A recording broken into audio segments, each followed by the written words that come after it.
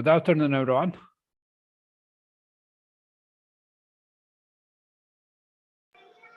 Hi, good afternoon. Hi, good afternoon. Hello, everyone. Good afternoon. Good afternoon. Hello to all. Yeah, hello, everyone. I'm Nusret Demir speaking Hello. from this university. First of all, welcome everyone, and I kindly ask you to mute some time to wait about 5 minutes for our Greek speakers, because as far as I know, there is some weather problem there, hard weather, and there are some cuts in electricity, as I heard. Now, maybe let's wait for some 5 minutes or 10 minutes, then we start our program. And thank you for your understanding. Okay, no problem. No problem, doctor. Thank you.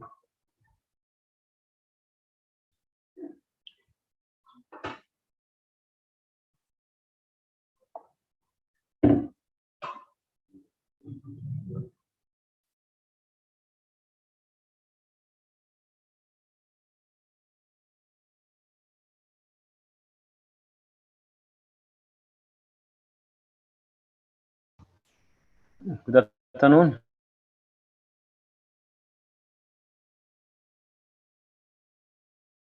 So we are waiting some few minutes, for some minutes, to wait some partners to get connected to our speakers. Also, now I'm still admitting the waiting list for the meeting. Also, it requires some time, and thank you for your understanding.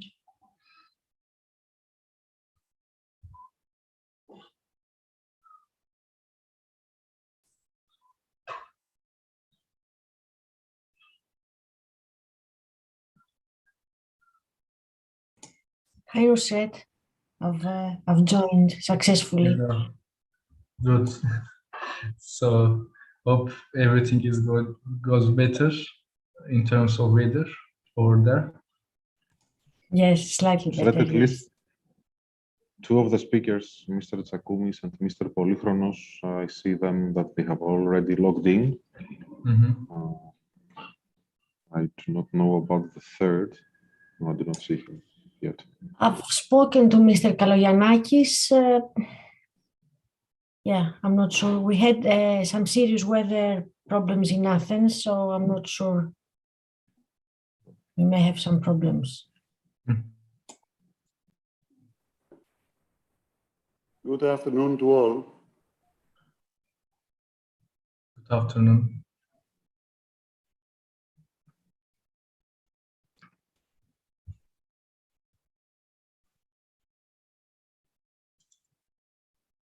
So I also kindly ask you to share the YouTube link, if it's possible, on your social media page, to get more audience for our meeting, to get more support for our reports and activities, because our aim is mainly to receive comments and the current analysis from sector. That's why we organize this event today.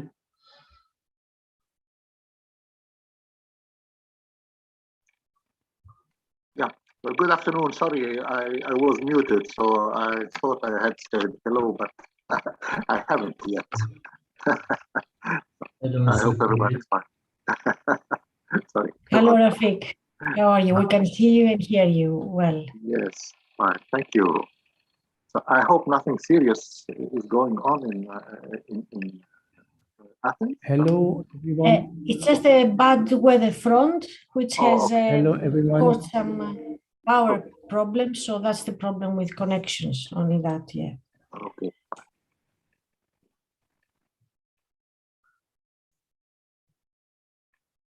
So Maria, what about your team?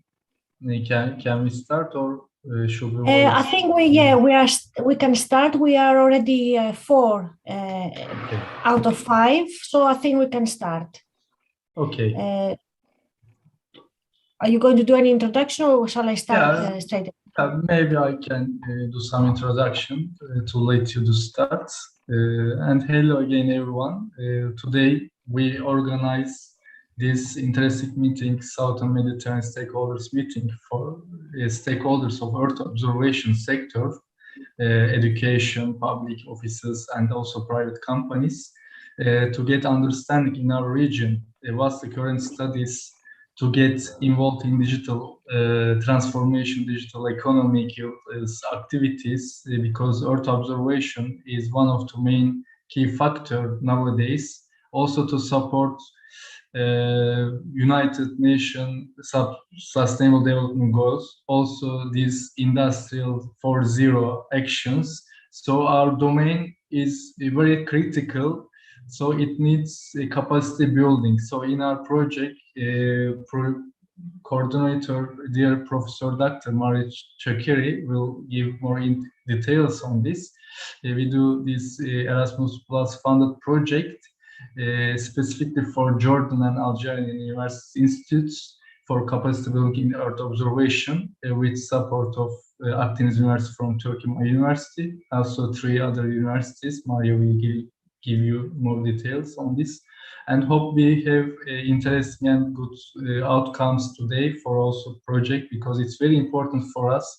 Also, as Work Package 1 leader, we need your valuable inputs to get understanding what's going on these countries, what's the current status of the companies and public officials in universities, to have our direction in better way. And thanks again for your kind participation, and let's go forward with first Greece, because we first will have detailed look in Greece, then we will continue by Turkey. Then we will have a talk from Mr. Rafik Kuyuri for gender equality in the region. And then we go forward with Jordan, and we close by Algerian friends. Okay, thanks again. And please, Maria, you can share your talk and you can start. Thank you very much. Thank you very much. I would really like to thank Dr. Nusret Demir for this great presentation and organization of this event. I would like, because we've got a lot of speakers today and it is important to keep in time, I would please ask all the speakers to be very prompt with their time, because we really want to have also some time with discussion, which is more important. So please try to keep everybody within 10 minutes slot. So what I'm going to present you, I'm going to present some basic background, very short background on the project, and just give me a minute to share my screen. Okay.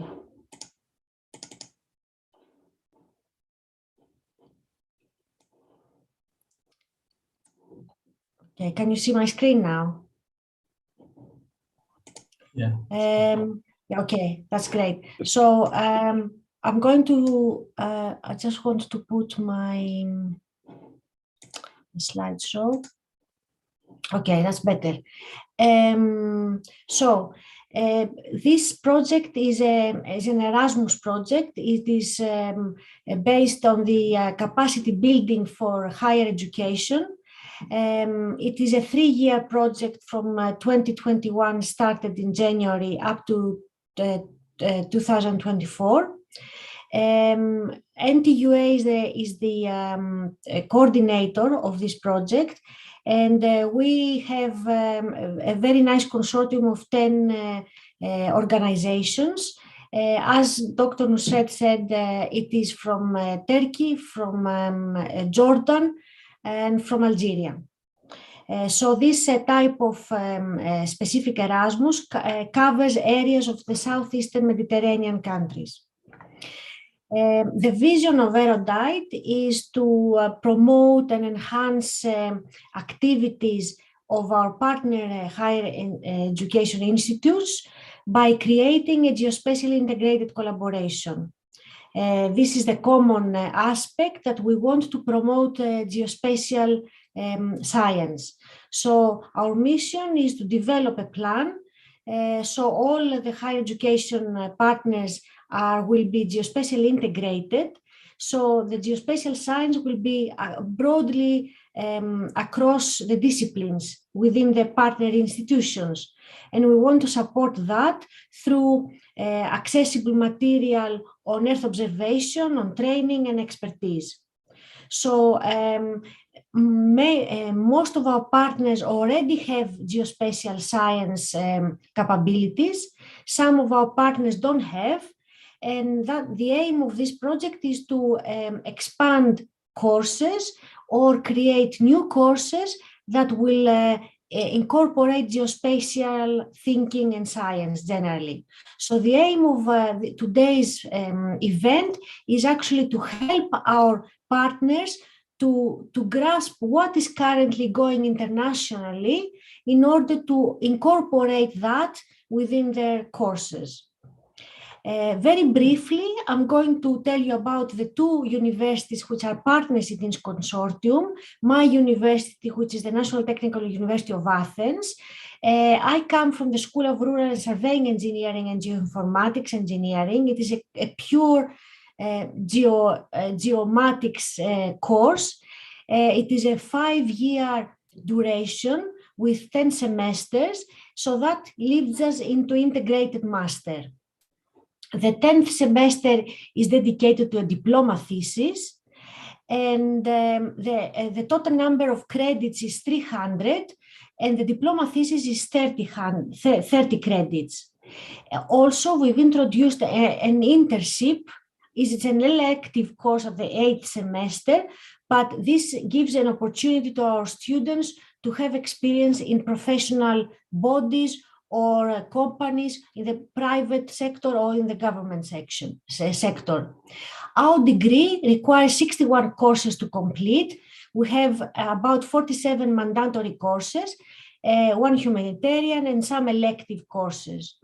So it's a big course. It has many courses, independent courses, and perhaps that is too many, but we are looking to elaborate that in a different number. Very briefly, I would like to say that we offer education on topography, which means that we are looking at measurement methods and techniques on various applications that a surveyor is normally called to apply, like topography, photogrammetry, hydrographic surveys, geophysical surveys, and so on. We are looking also at geography and regional planning.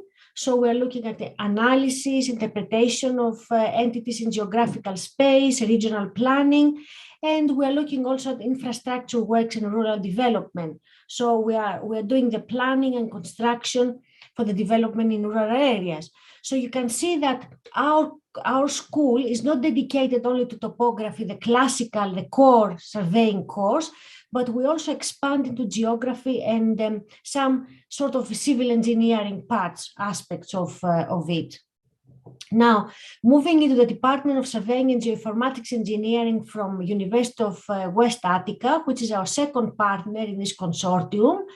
This university is relatively new. It has only a history, a very short history, but the foundation of this university resulted from the merging of two former technological educational institutes. So it has a background, a more technological background than we have perhaps. So they are more applied in the sense that the courses are slightly more applied. Now, again, it has the same structure as NTUA. It is 5-year degree again. It's thus subdivided into 10 academic semesters. It leads into an integrated master. And again, it has the same concept of units.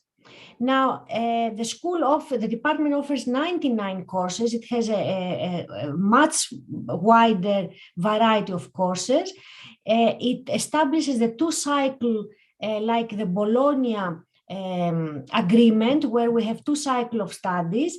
The first one is of 3 years, where it has 40 compulsory courses, and the second cycle has less compulsory courses but more elective courses. So this stops my presentation, and because I want to give more time, I want to give more time to our next speaker, which is Professor Vergos from Thessaloniki, and any questions, then we can have them at the end. Thank you very much for that.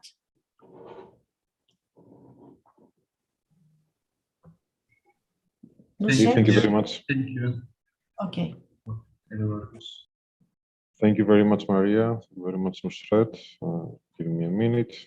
So, as Professor Tsakiri already pointed out, the scope of this stakeholder events is to give the ground to our colleagues from the industry in order to talk about the trends in Earth observation, surveying, engineering. So I will be brief like Maria. So our team participating in the project comes from the Aristotle University of Thessaloniki. The Aristotle University of Thessaloniki is the largest university in Greece and the largest one in the Balkan area. It has many faculties, schools, and departments. Our school is the School of Rural and Surveying Engineering. It's part of the Faculty of Engineering, and it has a long history of more than 15 years. So our basic graduate is a 5-year graduate, so equivalent to a master's degree, focusing on all aspects of geomatics engineering. So using drones for Earth observation surveying applications, using remotely sensed images and satellites for all aspects of surveying engineering, geomatics engineering, environmental engineering, monitoring purposes.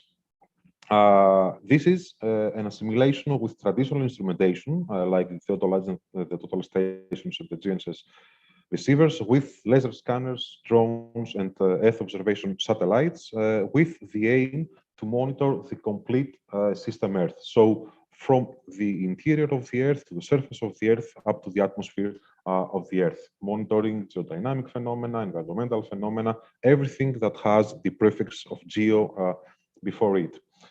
Briefly, through our curriculum structure, it follows it is in line with the one at NTUA. So we have some mandatory courses. These are during the first 6 semesters, and after that, our students they select a specialization. So it will be either geodesy and surveying, it will be catastrophe photogrammetry and cartography, or transportation and hydraulic engineering. Within that specialization, during the 7th, 8th, and 9th semesters, they take elective courses. And finally, they do a diploma thesis which spans for at least 1 year. Likewise, we have an internship program. So all this accumulates to 300 ECTS. Our effort at the School of Rural and Surveying Engineering is to span Earth observation and modern courses referring to the acquisition of data throughout the program. So it's logical at the beginning, in the first semesters, to have, let's say, more introductory light courses like geoinformation, which is programming 1 and 2, some spectral image processing, and so on and so forth. And when we go to more advanced semesters, we have remote sensing courses and more specialized Earth observation courses.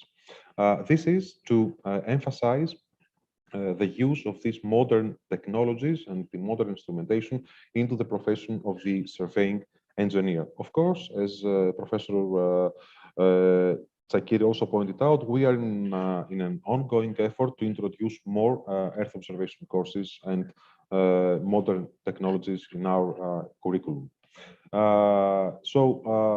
As I said, all these methods, they span the entire spectrum of Earth observation, from geotechnical engineering to environmental engineering to remote sensing for other methods. So our team is composed by a few professors, some postdoctoral fellows, and the effort is to transmit our know-how into our partners from the Arabian countries. Thank you very much. Thank you, Dr. Vergos. Now we can shift to from Greece, Hellenic Association Rural and Soaring Engineers. The representative is from here. Maria. Mr. Kaloyanakis, is he here? Or then we can shift the other one, Technical Chamber of Greece.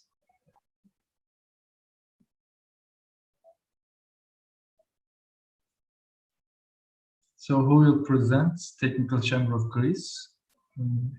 You are kindly share. So you can share your screen. Hello.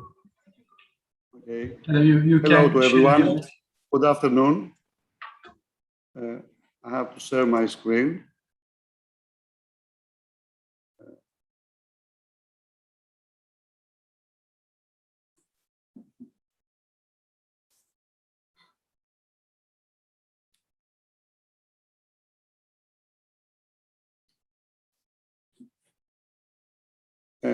My name is Georgios Sakoumis. I'm rural and surveying engineer with an MSc on degree on environmental design of cities and buildings.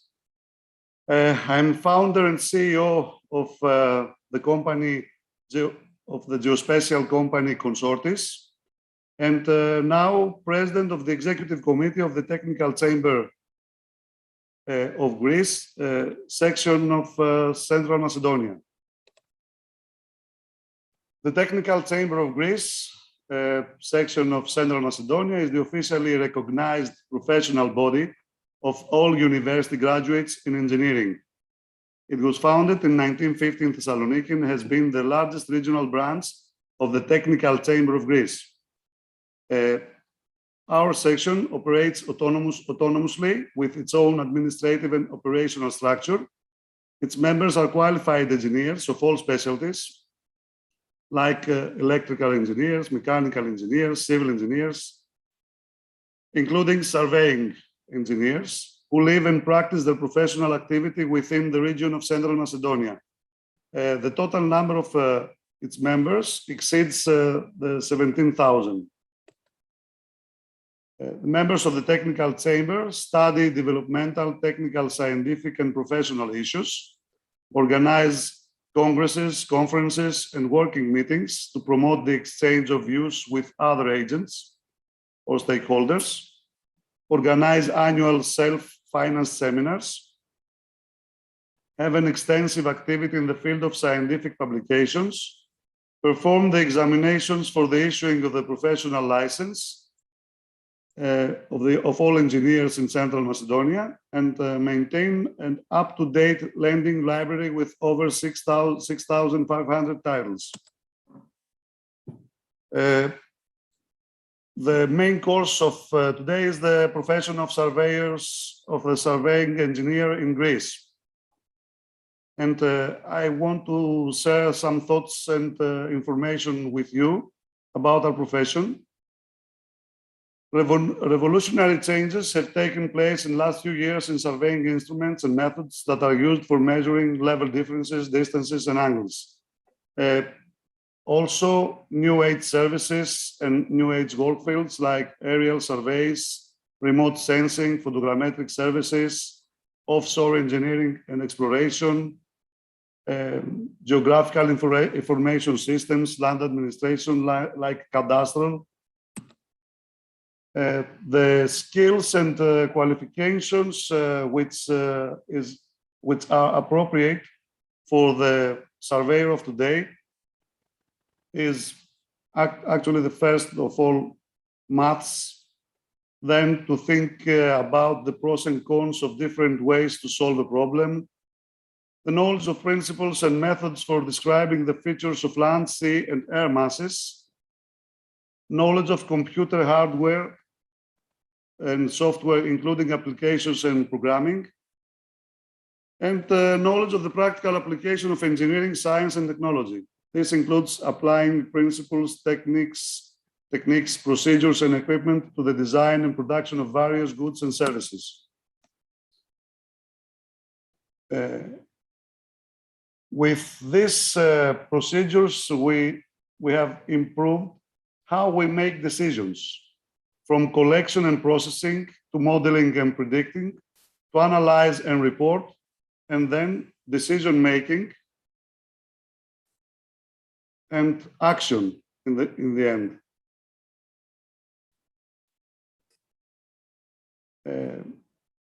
There are many new fields that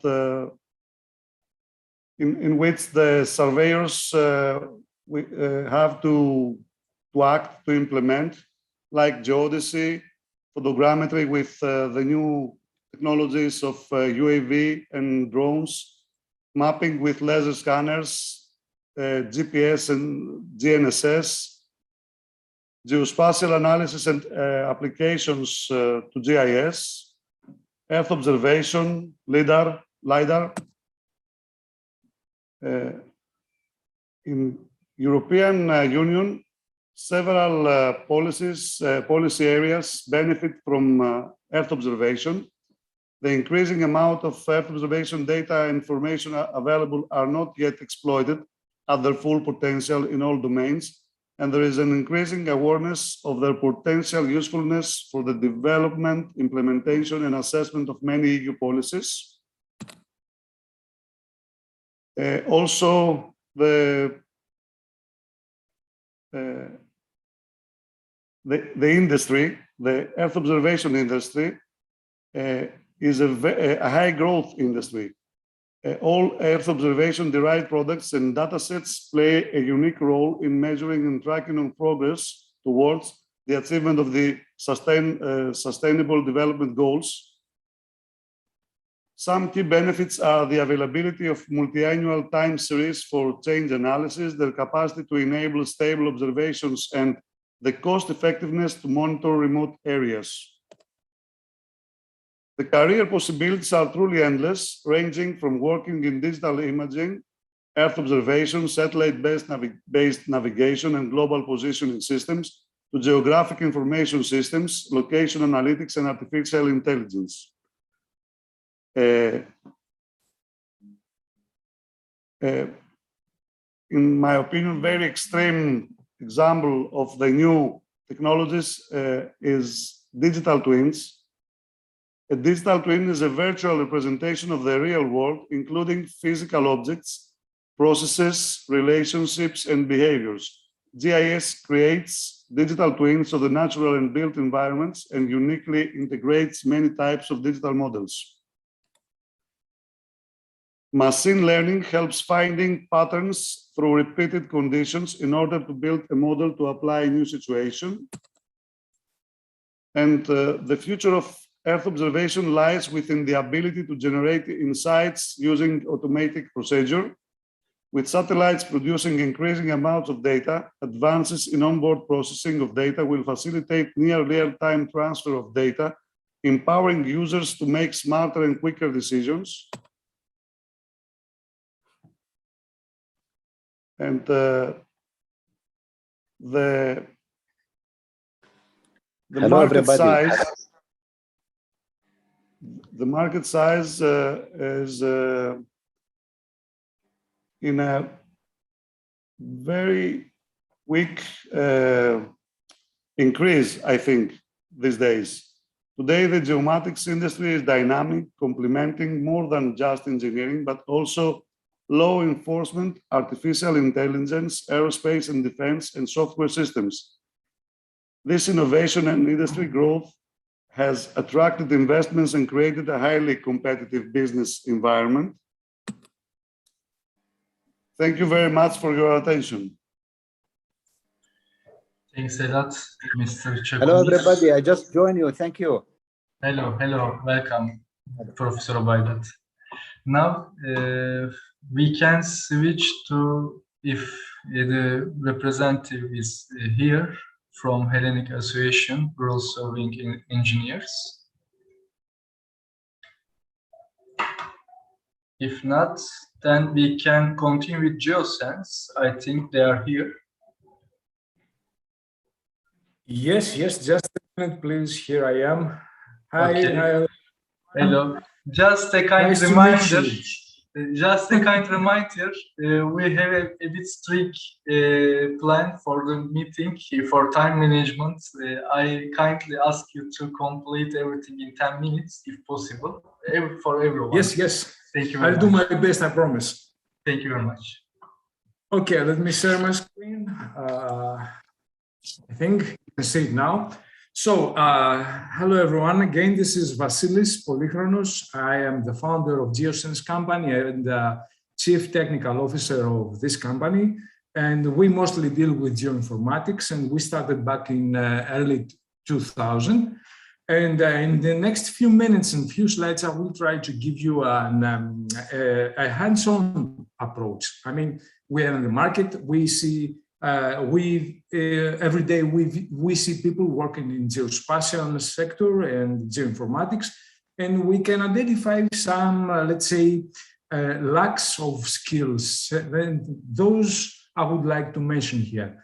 So to make it, to visualize it more easily, I have this slide with some images. And this shows where we started a few years ago, a few decades ago. I'm 50 years old, so it happens to know some of these instruments here. I've worked with lots of them here. And in all these years, we ended up to we are working mainly today, which is our drones, And together with this, let's say, technology, we have data processing evolution as well. I mean, thinking back in 70s where we were drawing by hand drawings, and then we found ourselves in 90s, which I called the CAD era, CAD decade. Everyone was having a computer in his home, in his office. Computers were cheap, so everyone was sharing CADs instead of paper rolls. And what we have in today is a completely different approach of what we say is surveying and how we model the world where we are working in. And this is photogrammetry and also LiDAR. In general, what I called point cloud surveying. So it's a very rich content. It's 3D. It has photorealism. And keep in mind that we have started exploring the switch, this evolution, also in field. So usually in a construction site, you would see paper maps. Right now, what we are starting to see is tablets. And with a tablet, which is a very powerful device, you can have lots of plans, reports. You can take images, send them back to your office with a 4G. And also keep in mind that right now we have full RTK GNSS units in tablets. So when you're out with your tablet, you can also survey. You can have a study, a plan, and you can go and check if the as-built is according to the plan. And it's very, very critical. And all these images describe a big journey, a long journey from A to B. I mean, few decades ago, when I had hair on my head, we used to survey with points and connecting them with lines and end up with, let's say, a model that would represent the real world. And today, this is what we have. I mean, we have a completely different approach coming either from LiDARs or laser scanners or photogrammeter, or even a mix of all these three. And this is very challenging because, take for example, myself, I'm 50 years old, as I said, I've seen all these. It's really hard, it's struggling to follow this evolution. And there's a lot of challenges. There are a lot of challenges out there. Challenges in the way we collect data. We used to collect points, now we collect images. Different approach. We used to have GNSS, GNSS receivers and total stations and prisms and tripods and this kind of stuff. Now we're looking to buy drones, cameras, photogrammetry software, heavy-duty processing PCs in order to do the processing that's required. Also, we need to learn skills to become drone pilots, to really become photogrammetry experts in a way. Noting mainly in every, when I say topogrammetry experts, I don't mean to master the theory behind, but to master at least our software, to being able to, let's say, interact with the software and get the outputs we want. Plus, while in the past we used to survey points, now the outputs we're having are 3D points, are 3D texture meshes, which means 3D surfaces, 2.5D images, orthomosaics. In general, we're talking about very complex data. And those data are huge, believe me. To give you an example, if you had to survey an 800 hectares area following modern photography, following modern topography, and using photogrammetry technology, then you would end up with a huge data set, reaching up to 150 gigabytes, 200 gigabytes maybe. And keep in mind that you need to share this to give the information to your client, okay, to the end user. And that makes it really, really, really hard. So what I'm discussing, what I'm describing here with some images and some blah, blah from myself is that we are in a new age, in a new era, and I used to call it point cloud surveying era. And we find that people, not only traditional old style topographers or light surveyors, but also new people getting degrees out of the universities, they may be having really good mastering of fundamental theory and practice, but they cannot cope with this new technology. They don't know, they're lacking some know-how, some information. And what if I need to focus in some aspects that they are lacking, that they are missing? I would say that they need to know basics in photography. They need to understand what is a sensor size and how this will affect your image. And your image, keep in mind, is what you're using to get out of this, valid information, measurements. And also need to know about exposure triangle, for example, depth of field, and these kind of things. Also, people, new, let's say, surveyors tend not to understand the different kind of patterns they need to follow when they acquire images in order to fulfill the requirements of a project. We have different patterns, we have different techniques of collecting images, and they need a little bit more training in this. The processing workflow, I can tell it for sure, about 90% of my customers, what they do is they input their raw data, which are images in the photogrammetry software. They pick from a list a template with that, let's say, customizes the program how to process the data. Then they click start, and after a few hours, they return to get the outputs.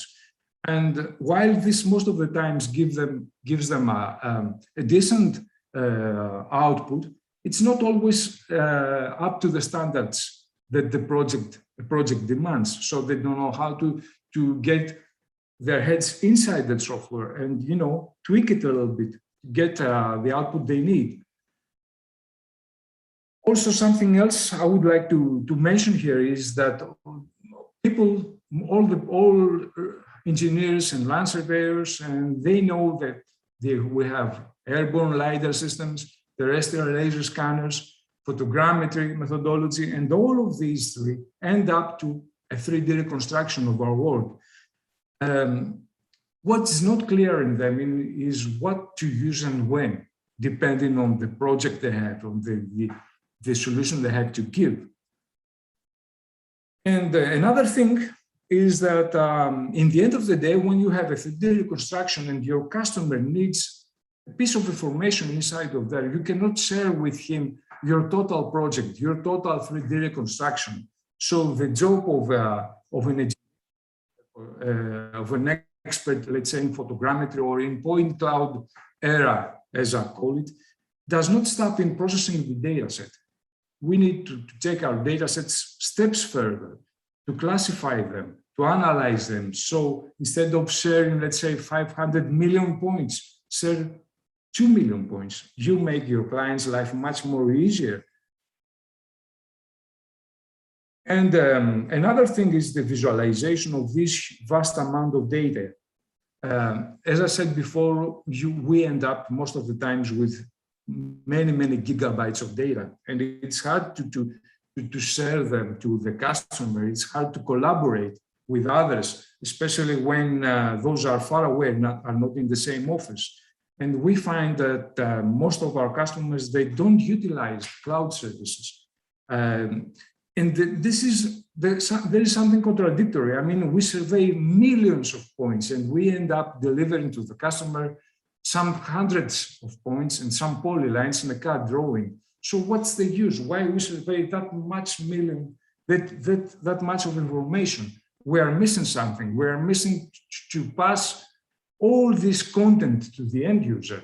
And there is a reason why we do this, because the end user needs to have a powerful PC, needs to have a special software, needs to have special skills to operate the software.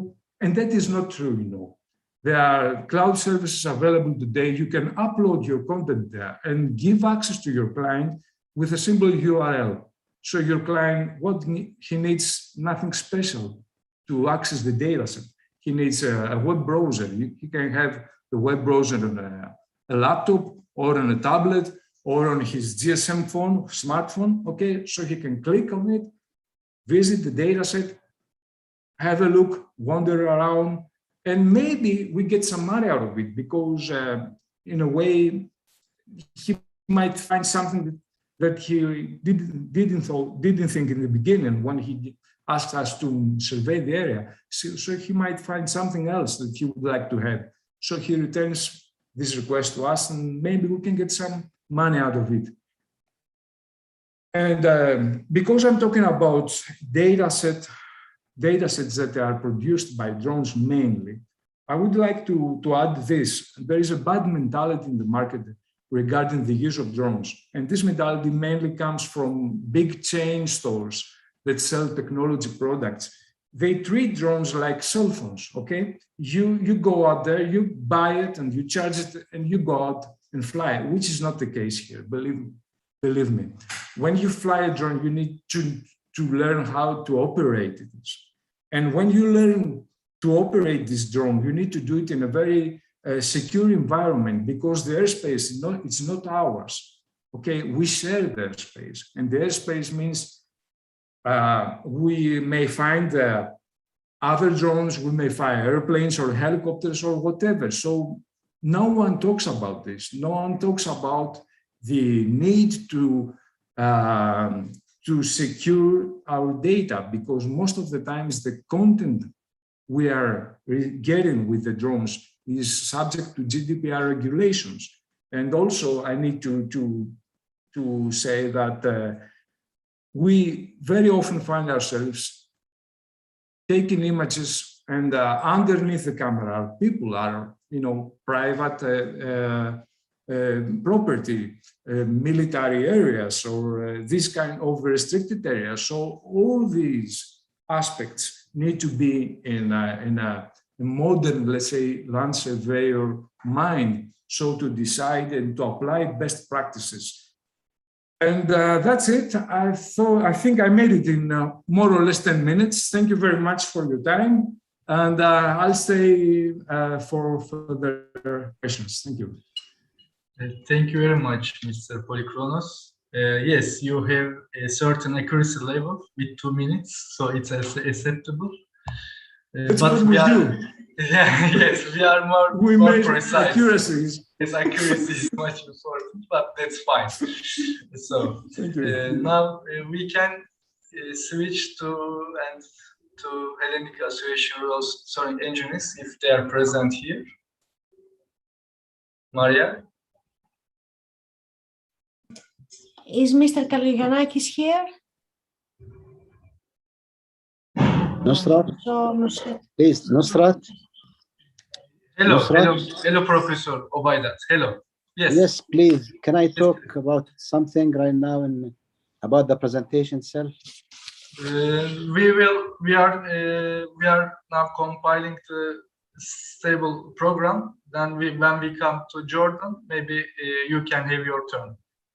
Okay, thank you. Okay, thank you very much.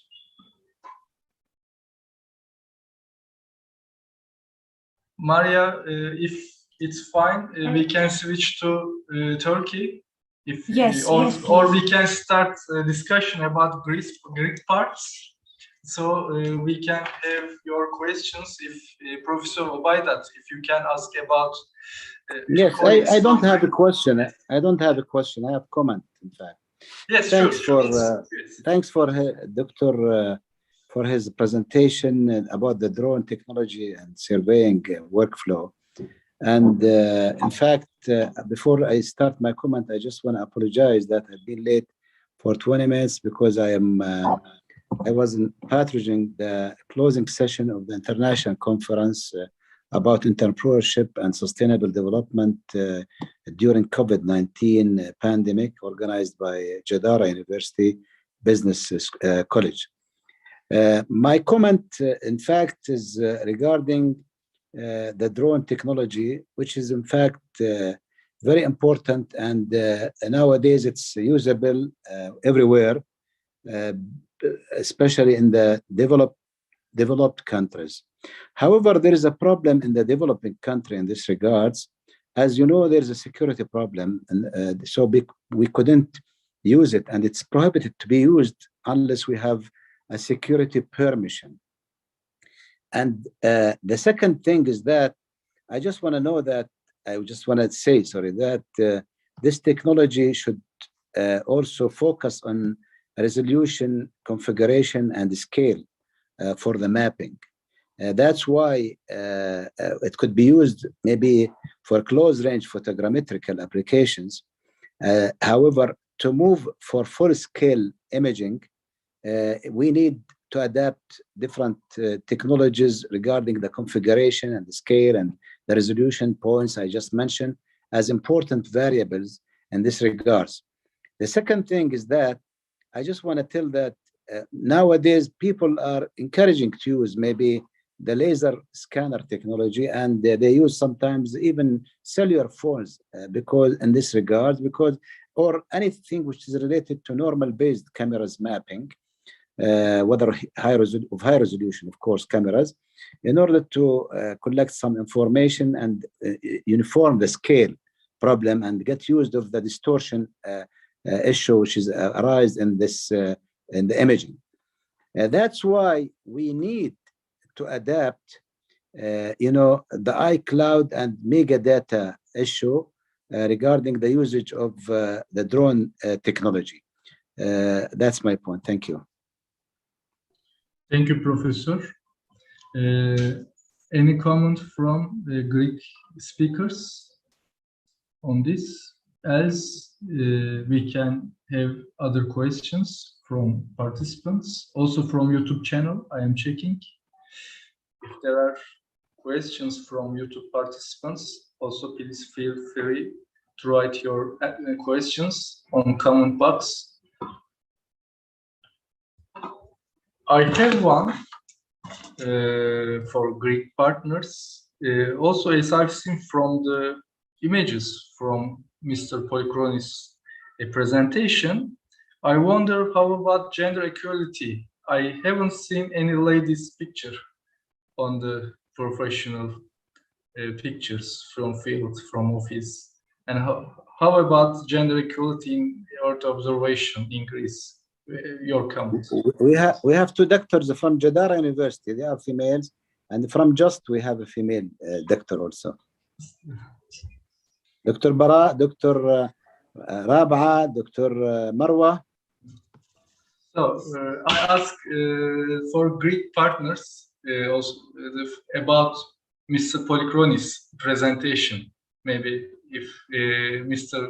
Chavkumis and Polychronis can comment on this. What about gender equality in your country, in the profession? Is it in good ratio or man dominant field as in Turkey? Or what's about your comments? If I got it right, you're asking about the I'm not sure that I understand the question. Sorry, I had a call as well. I'm sorry, but could you please repeat it? I will be happy to comment. Gender equality, ladies in the profession. Because I haven't seen any picture of lady on your talk, so it's also an issue we have to work on this part to increase. I wish we had more. Not that much, and especially, it's a man's world. Let's face it. I mean, working out in the field, etc., etc. Not that that women cannot do it, but in general, yeah, it's a man's world. I wish we'd have more women. Any comments from Greek partners and participants? Maybe if anyone want to make... Just a quick one. A quick one. I'm talking regarding the university students. I would say in NTUA, the percentage is about 50%, is slightly more of women students, female students. Also, we have more female students graduating than male students. However, as Mr. Polychronopoulos said, the field work is probably preferred by male graduates than females. Female graduates prefer obviously the office work more because it's more convenient to accommodate also other family, difficulties they may have raising a family and so on. So I think this is an international phenomenon that male students, male graduates, male professionals are seen to be more in a working environment in the field, not in the office. Thank you. Mr. Yorgos, Professor Say Yorgos. something. And yes. In the field, out in the field, the situation is almost like Mr. Polychronos said before, but inside the offices, the situation is not like this. In my company, I have almost 80 employees. I think that more than 50% are women, and from the 5 jobs of directors, 2 of them are women. But in the field, yes, it's a man's world. I agree, because the women avoid the field. But in general, from a coincidence, 1 hour ago, I attended an event about the gender equity in technology, in general in technology professions. The numbers are better for men, but dynamically are increasing for women. We have some years to see, I think, the total gender equity.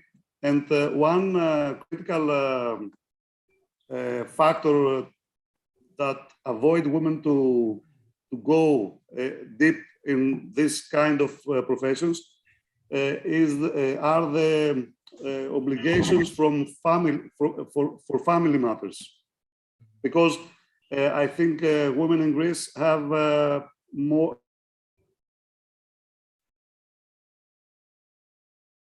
take on more responsibilities regarding family. Thank you very much. Thank you. Vergos. Yeah, thank you, Nusret. I will just add a few things. Actually, it's what Maria said about the universities and what George and Vasilis said about the business. But there is a changing trend. What I mean is that 25 or 30 years ago, 25 years ago, that I was a student at the university, almost 80% of the students were male. Now, in my department, in my school, the rate is changing, the wave is changing. So we have more female students. And what I see in terms of the output and the research output, and in terms of the kinds of jobs that they participate to in the companies that they work afterwards, after the bachelor's degree, after the master's degree, and during the internship program, is that women are likely to attend to more complicated things. So things that need more organization, more structure, more administrative, let's say, skills. Unfortunately, our profession is correlated to a high degree with carrying an instrument on your back. Okay, so the image that everybody had for 20 years ago, 10 years ago. And maybe this is a reason why female students while at the university or employees while in the companies, they hesitate to go to the field. But what we should think of is that when the data are acquired in the field and they are coming back at the office to be processed and presented, then it's usually female surveyors who undertake this obligation. Thank you. Okay, thanks a lot for your comments. Do you have any? Yes. May I have a moment, please, Nusret? Georgia Kaluza. Georgia, hi there, Georgia. Hello, everybody. I'm really happy to see you, to see all old and new friends and collaborators. So just a moment about gender equality. Since I'm coming from a private company that has achieved this goal, we are a balanced in terms of gender company. Of course, we are a company that's into business with more studies than going out on the field and collecting data. And usually the data that we collect are it's been happening remotely. So for us, we don't see this obstacle in the domain of Earth observation with satellite means. We have usually more than 50% of women in our core businesses, and not only in our business, but also from my other collaborators in Greece and also in EU. There is a new trend, of course, now with all these sensors that can be assessed remotely and managed also. And therefore, we have to see more in the future. I totally agree with all previous talkers, and especially the last point of Mr. Vergos, that the scenery is changing drastically, let's say, and we are starting to change a little bit our mentality as well. Thank you. I really want to wish the best for your project. We really do need such kind of projects going on. We need to be more closer with academia, indeed, for us working in the private sector. It's for us really important to have academia next to us through this journey. So all the best, and hope to see you again in the next event. Thank you. Thank you, Georgia. Okay, Nusrat, thank you, everyone. Nusrat, Yes, Nusrat. sorry, Professor Vedat. Yes, I raised please. my hand. Please take a look. Okay, thank you. I just want to tell something about Jordan. In fact, I am a daily article writer, and I wrote about that subject many times, which is the gender sensitivity of the issues in this regard, especially in engineering and geomatics. As you know, in Jordan, we have two types of universities. the public universities and the private universities. For example, Just University is a public university where we do have competitiveness system for admission of students. Therefore, we find above 50% of the students are female, especially in civil engineering, where we have geomatics as embedded in that area of civil engineering. However, for example, in private universities such as Jadara, where we have, of course, more fees paid for the female students, for the students in general, to be enrolled in the School of Engineering, for example, we have less than 20% enrolled among the females. That means the parents are investing. This is a very dangerous indicator, by the way. And I already, raised the alarm of this issue in Jordan, that we find that the families invest in their male more than female. It's a cultural issue.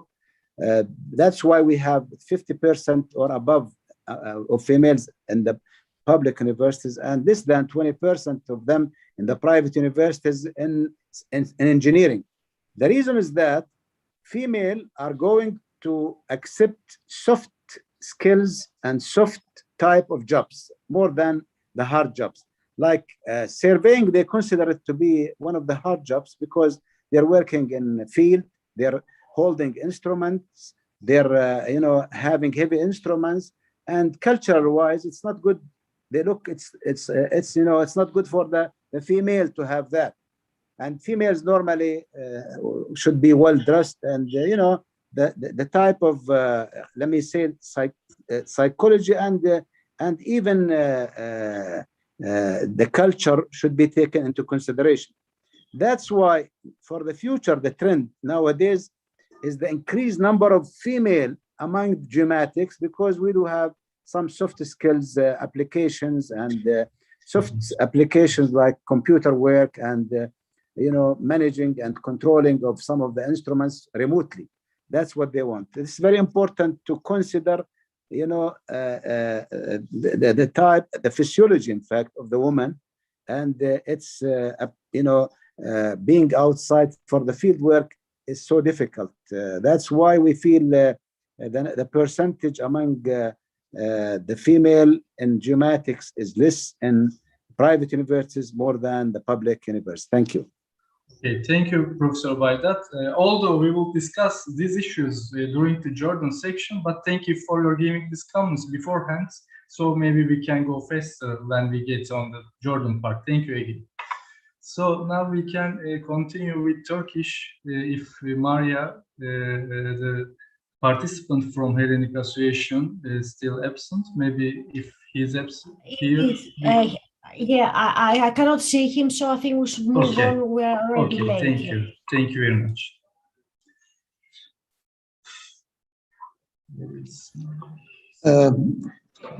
Hello, Nasrat. You hear me? Yes, now I switch to my presentation. Abdulatif, are you? Just to say that yes. We are in the same room, and I am talking with the name of Wayed, because I stopped my connecting, and as we are all together in one room, we share with the PowerPoint all the presentations, and so we are with you in this.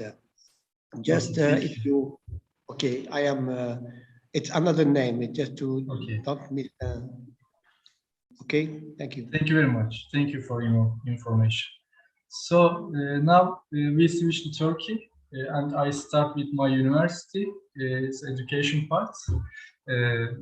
Earth Observation Education at Akdeniz University I will present mainly, but first I want to talk about in Turkey how the Earth observation related fields of higher education, in which undergraduate and graduate programs is running.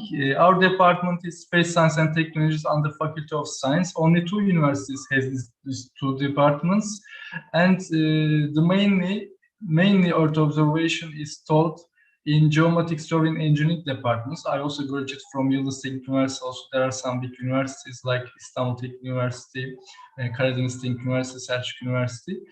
And also geological engineering departments have earth observation related education, and some space engineering, and some others, some minor courses like landscape architecture department, urban planning departments have also earth observation related courses. And for graduate programs, plus these listed undergraduate programs of their continuation, so all these undergraduate programs have their own graduate programs, master and PhD. There are also two types graduate programs in this field, remote sensing GIS and geospatial information technologies in Turkey.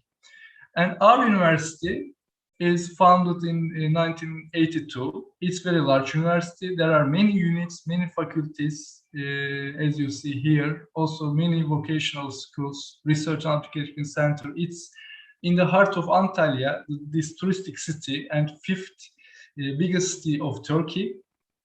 We have really good, very nice landscape in our city. Also our campus is full of trees and very close to the beach. EA, Earth Observation Related Education at Akdeniz University, actually running in all levels, even vocational, bachelor, master and PhD. In vocational level, we have vocational school, and there is a program called Geographical Information Systems, and they give degree of technician, GIS technician. And we have, this is the department I am working, Space and Technologies, Faculty of Science. We don't graduate as engineer. They are experts, scientific expert actually. And other one, bachelor, geological engineer, Faculty of Engineering, they are under. And again, 4 years education. And for master and PhD, these two departments already have their own graduate programs, and plus we establish a common program with staff members of many departments who work in earth observation from other fields, electronics, mechatronics, informatics, agriculture, for example. So we have also this program for master 2 and for PhD, minimum 2 years, 4 years, as you know. So for Space Science and Technologies department, it's a kind of a space agency structure it has. We have 3 sections, chairs, space physics, space technologies, and remote sensing. And we have this number of staff in our department. And in remote sensing chair, there are some compulsory courses directly related to remote sensing. Also, one difference to other degree programs, like engineering programs, we have 1 year graduation thesis project. So a student can implement some novel solutions actually. Also, there are some selective courses in bachelor level here, as you see here. And regarding remote sensing GIS graduate program, as I already mentioned, is multidisciplinary from staff from several departments and different disciplines, and these departments support this program. And there are also profession. For example, there is no geometric engineering department at the university, but there are staff members as geometric engineer background in this program. So this is my general introduction and what's going on in Akdeniz University about earth observation education. And thanks a lot.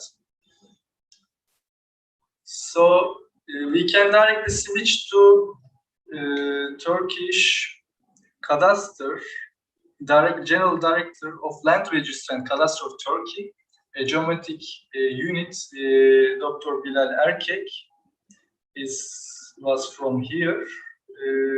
Mr. Erkek, are you here? Yeah, I am Yes. here. Can you hear me? Yes, you can share your screen and you can start.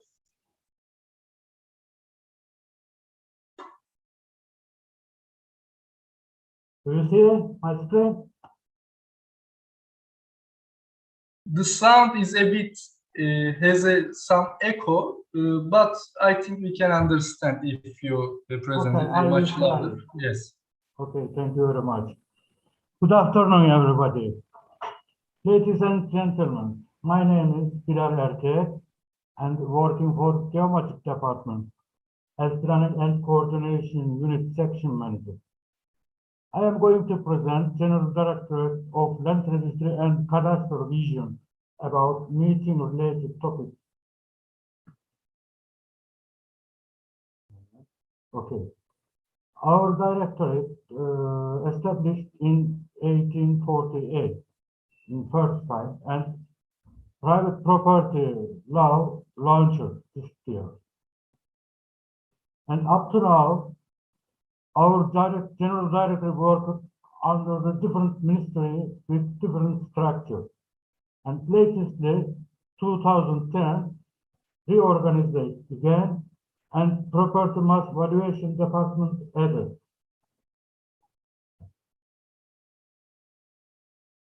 On the secret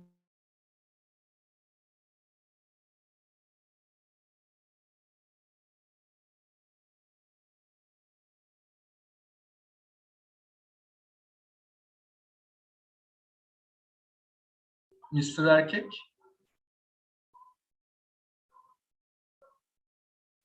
Mr. Erkek, I think there is some connection problem over there.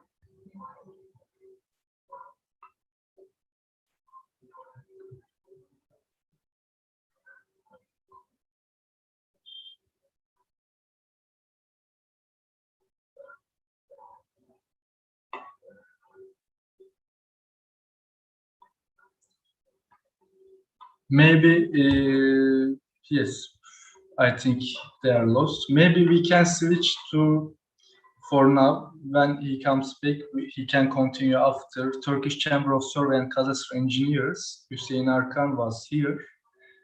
Maybe Mr. Arkan, you can start, then Mr. Erkek, when he arrives, then he can continue after your part, if you are available now. Mr. Arkan? Sorry, yes, I'm here. Just a minute, please. Share screen. And can you see my screen? Sorry.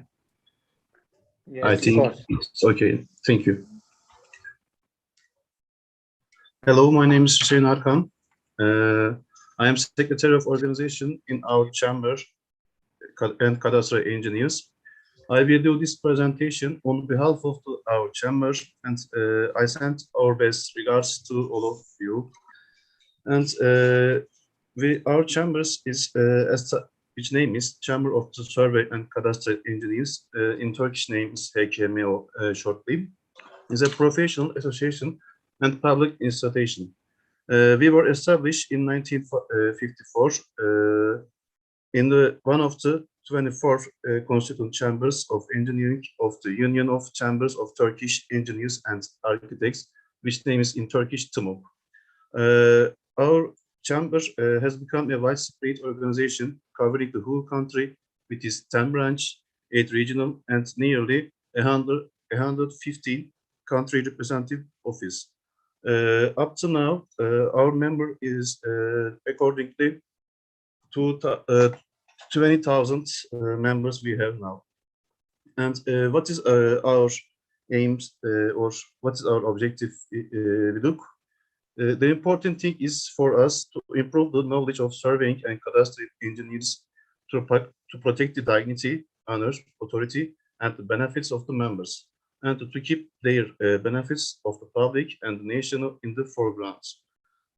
Also to perform technical and scientific studies in order to assure high utilization, production, and quality of the natural resources of the country for the benefits of the country and society. And also to develop a national profession of the surveying and cadastral engineers in the most appropriate way in the compliance with the national interest, while providing for this to the members of the benefits of its studies.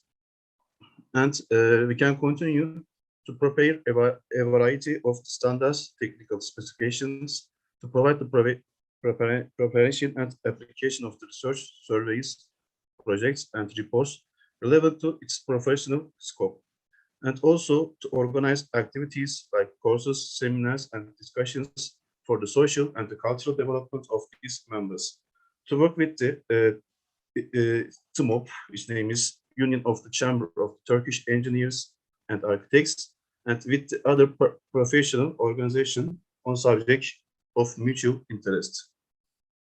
And how can you be a member of our chambers? How to be a member? All of the engineers who graduated from university, which name is Geomatics, surveyors, engineer, geodesy and photogrammetry engineers like this, are entitled to membership in the chamber of our chamber.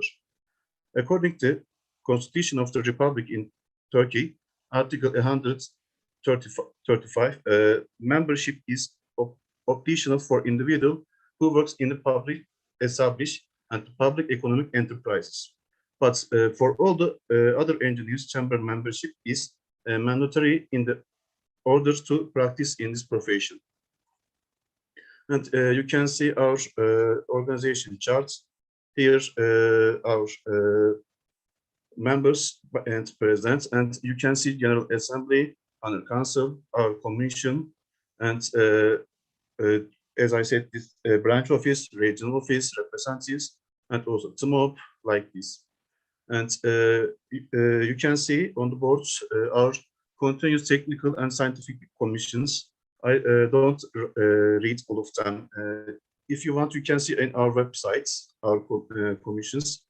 And the important thing is for us, university, due to increase of the recognition activities and technical service needs in Turkey, the first university is established in Istanbul, which name is Yıldız Technical University. Today there are 33 undergraduate departments and 26 of which graduate departments in Turkey, with different names such as surveying engineering and geometric engineering. For example, I entered the university geodesy and photogrammetry engineers, but I graduated from university as a geometric engineer like this. Every year, about 3,000 survey and cadastral engineers graduated from these universities. It can be said that Turkish engineers are ready to contribute in any country or region in the world. If you want to look our member profile, today we have 20,000 members who are actively working in our chamber. Of these members, 4,000 are women and another are men. We hope it will be balanced in the upcoming days, and it will balance it year by year.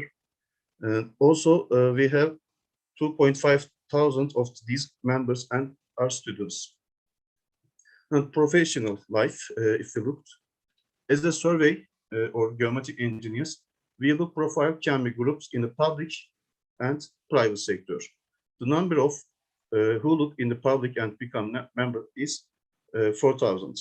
The number of the members who own their own company is 5,000. In addition, the number of the members who do not have their own company, but they are paid employees in another company is 5,000. And if we look to private sector, today we have 4,000 companies, and these companies having training, knowledge, and equipment are active in the many fields of the surveying, such as cadastral, land consolidation, development, urban registration, GIS, irrigation. We can say that a lot of things, etc. And the important thing is main issue in this here. All private surveying companies actively working in Turkey must hold membership in our chambers. If you look to student profile, map or geometric engineer departments provide an average 3,000 graduates every year. However, in 2020, the number of the students who prefer the map or geometric engineering is department 1,000. If we look to training courses and seminars, we can take into account the demands of the members.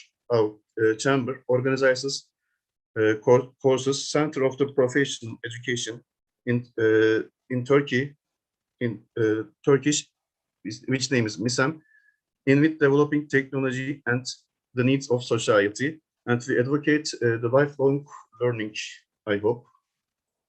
And you can see our training seminars like this, and our conversations like this. If you want to look, you can see on our website our kurultay like this. And maybe you remember FIG was held on in Turkey, in Istanbul. And also our journal and newsletter like this in here. And our corporations, we have to membership of FIG and International Cartographic Association, ISA, and the CLG. And that's all my words. Thank you for all of you. Thank you, Mr. Arkan. Thank you, Mr. Arkan. I think Mr. Erkek just arrived. Mr. Erkek, you can continue your talk. I think you had some connection problem. Your microphone is off, Mr. Erkek.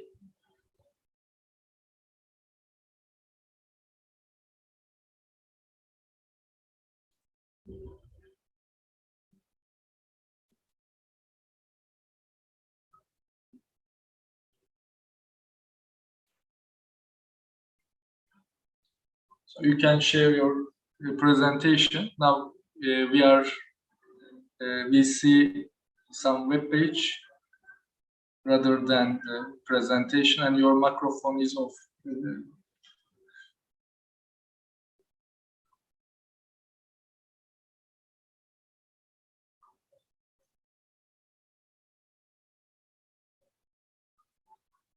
Okay. Hello.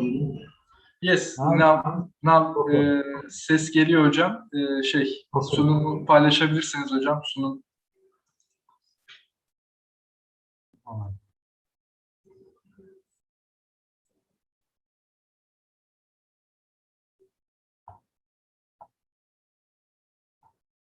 Is it okay now?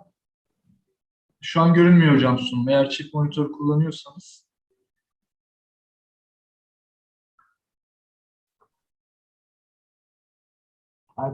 Evet, şu an geliyor. Evet, şu an geldi hocam. Evet, devam edebilirsiniz hocam kaldığınız yerde. Okay, Teşekkür ederim. thank you very much. Sorry, because of the internet connection. Okay, let's continue. Our regional, we have 23 regional directories and 71 cadastral office and nearly 1,000 land registry office. We have nearly 19,000 staff, nearly 70% of male and 30% of female working for our general directory. Okay, I said before, we are doing mapping, land registration, cadastral archiving, all this information in the GIS environment. So here is an example about a transaction with the different years and incomes according to this transaction. But the important things, land registry and cadastral information under the state guarantee. If something wrong, government have to pay the value of this property and getting from the wrongdoing personnel.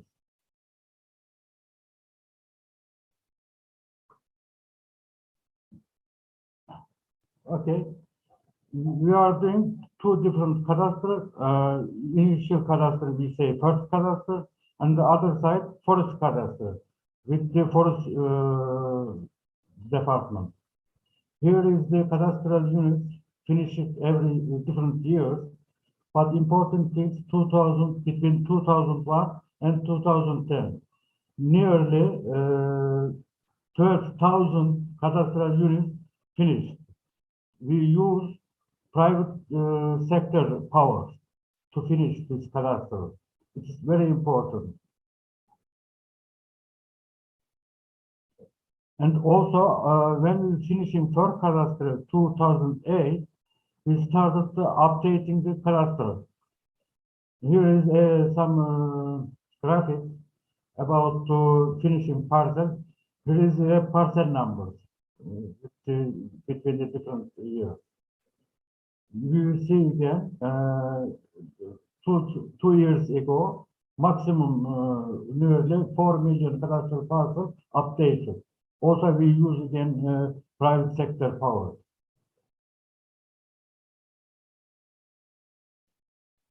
Now, updating is still going, but on the other side, we are going to establish infrastructure of 3D cadastre. So this issue, we have photogrammetrically produced city models, and also from the architectural plans, we produce another city model. One thing, photogrammetric side is the physical side, and the architectural side is legal side. Then we compare and produce different information to establish 3D cadastre. Here is an example. We are saying, as our general director, land registry and cadastre has to reflect real world, physical world. If something wrong in the physical world, should be registered in the legal side. It is correct or not. It's necessary to inform ownership of the land parcel.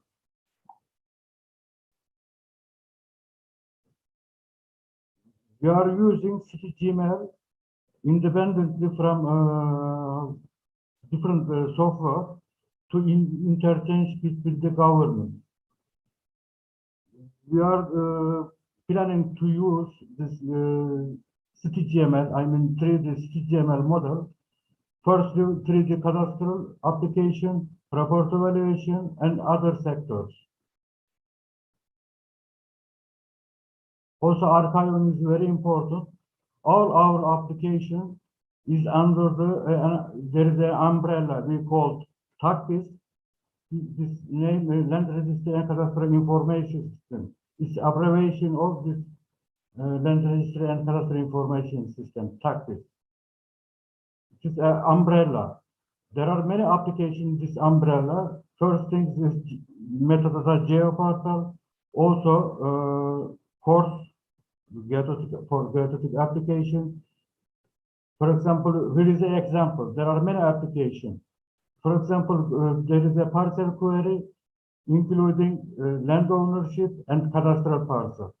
Also, 3D cadastre should be under this TACPIS name.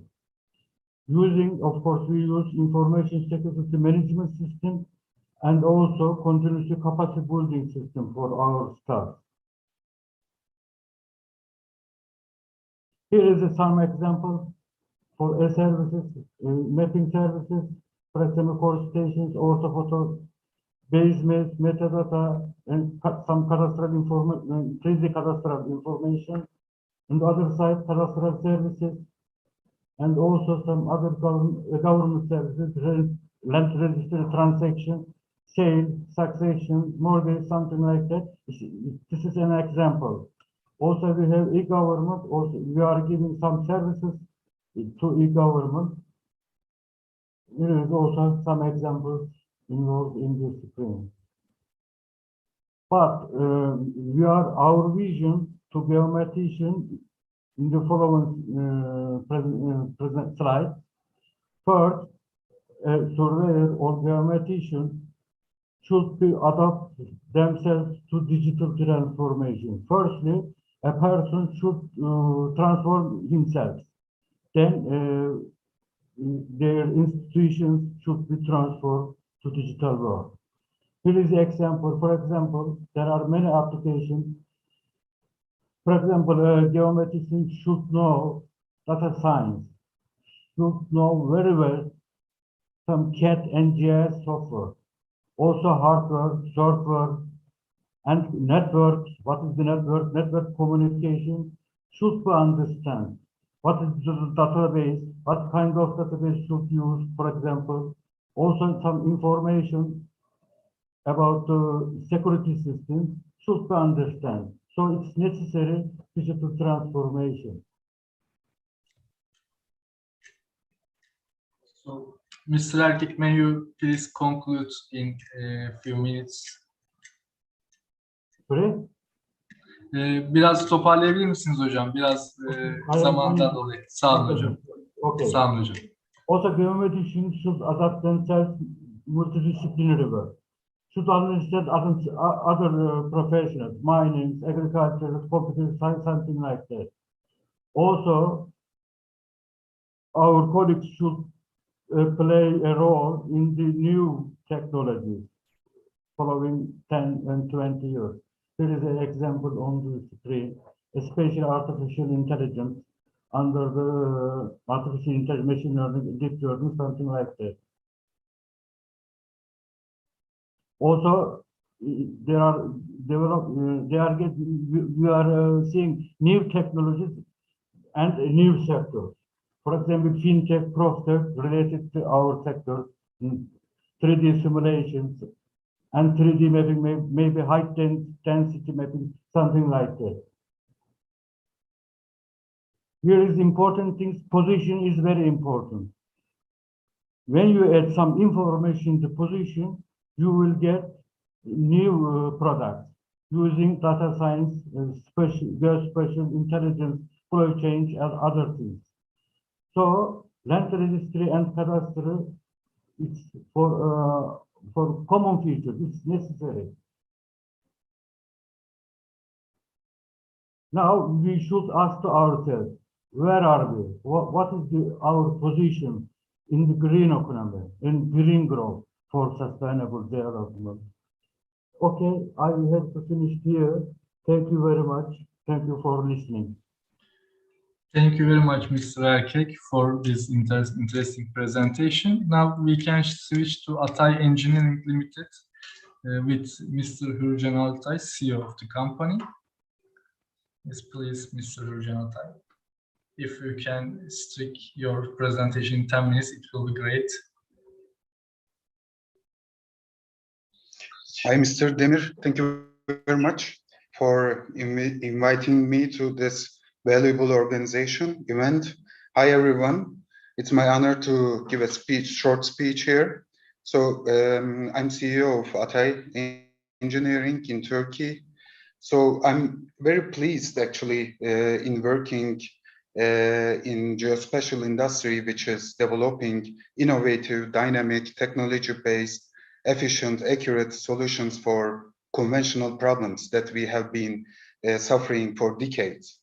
In the meanwhile, day by day, we are also developing new approaches and support future application areas such as autonomous cars, AI, missiles, game industry. So our industry is giving more support to different applications.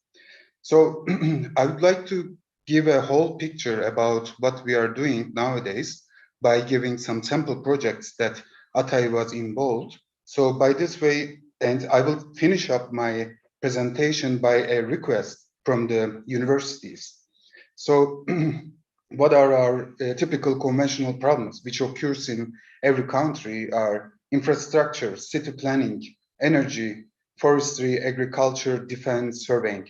These are not limited to these lists, but it's a short list for surveying and geospatial industry. So infrastructure.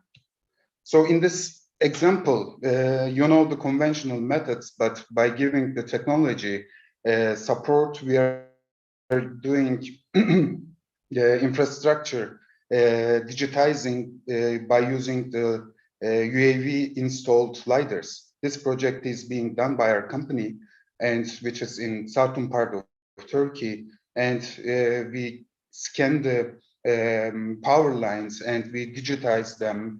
We digitize the point clouds, and by this way we have a stable and accurate results. So in the past it was done by inaccurate methods, but now it's more efficient and more accurate. What about in city planning?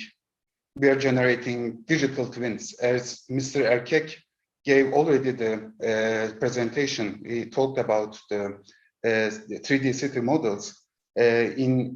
In their application, we used the oblique camera system, airborne oblique camera system, in order to capture the images of the cities, and then we generated the 3D models of these cities, and afterwards we gave the metadata inside of the building, so we can actually see all the information which is necessary for the citizens and also for the administrative side. This is all being done by geospatial industry tools. What about in energy? So energy is everywhere, as you know, and by using the geospatial industry tools, we are using the thermal images which are installed on drones, and we fly over the solar panels, and we can measure the efficiency of these solar panels, if there are some dead cells or not. If there is any problem in these solar panels. What about in forestry? Thanks to LiDAR technology, airborne LiDAR technology, we can capture the point clouds of a forest, and then afterwards we can generate the terrain models out of these forests, and then afterwards it can be easily digitized in Office. In this also example, you can see the digital service-based point clouds and digital terrain-based point clouds. It's all being done by a UAV installed LiDAR system, and it's filtered, and afterwards you have the terrain itself very accurately. Agriculture. So you know very well that new tools, new camera systems, new image processing softwares are being used in agriculture, in geospatial industry, in order to generate the healthiness, the harvest, and also the plant index.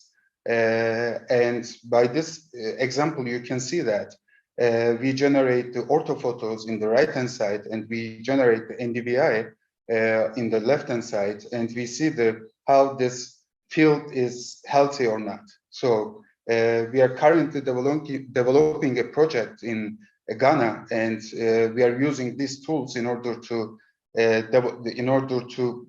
give enough information for the decision makers.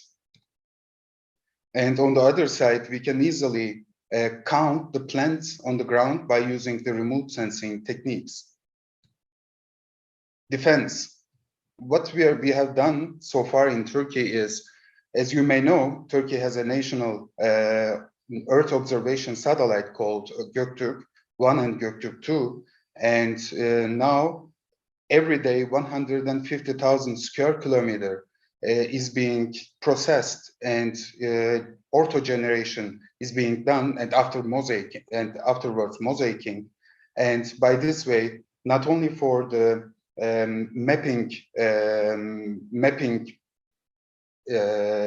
applications, but also for observing, monitoring the neighborhood countries, we are using this remote sensing techniques. For surveying, we are using, you know very well, this image processing softwares, very high resolution cameras, in order to generate DSM and DTMs, and country-wide mapping. So we talked about the wide area of geospatial industry. So it's everywhere. Everyone is using that, and everyone needs it. And when we look at the importance of this GIS-ready products, I made a comparison in between gross national product ranking of the countries and GIS-ready ranking of the countries. And it is not surprising that most of the companies which has the high ranking in gross national product also matches at the GIS-ready ranking. So many different subjects to work on in our industry. Only in remote sensing applications, physical sensors and optics, communication and antennas, ground station hardwares, raw data processing softwares, data analysis workstations, graphics cards, image processing softwares are some of the subjects that needs to be focused on.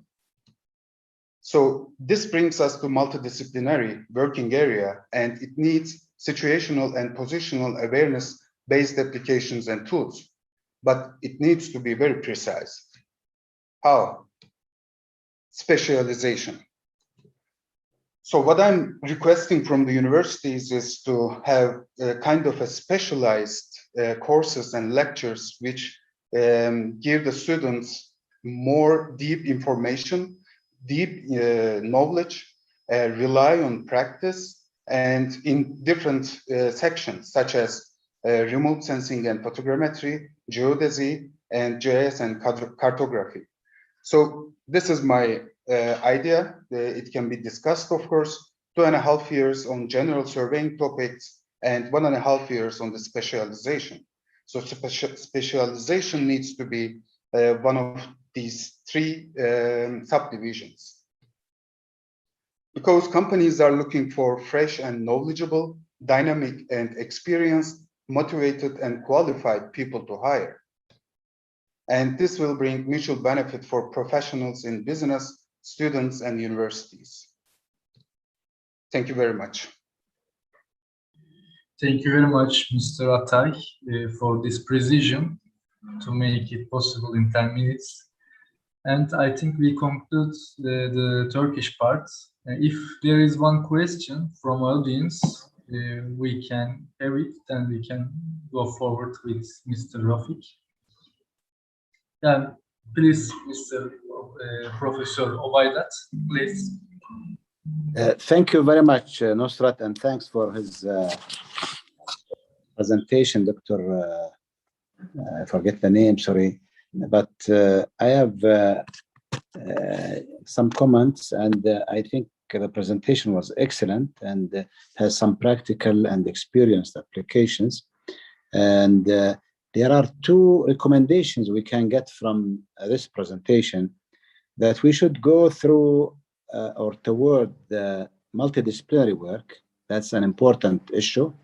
And it's very important to deal with, for example, a mix of specialties related to surveying, engineering, and other engineering work, plus different multidisciplinary and interdisciplinary, in fact, courses related to remote sensing, image processing, computer vision, you name it.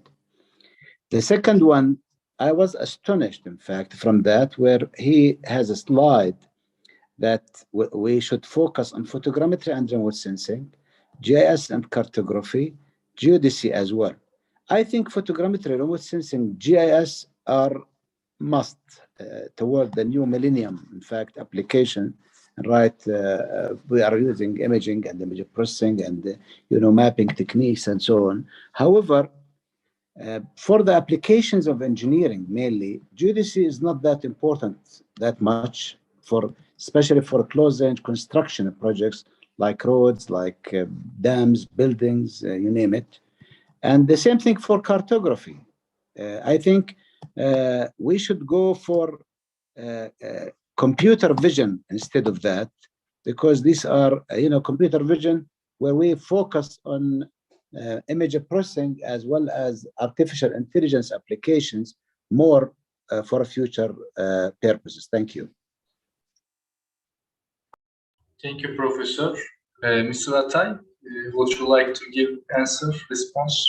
Yeah, sure. For the second one, regarding to the cartography, in respect to old days, I also mentioned the cartography, but I don't. I totally agree with you. GIS and cartography is not too different nowadays, so we may skip the cartography side.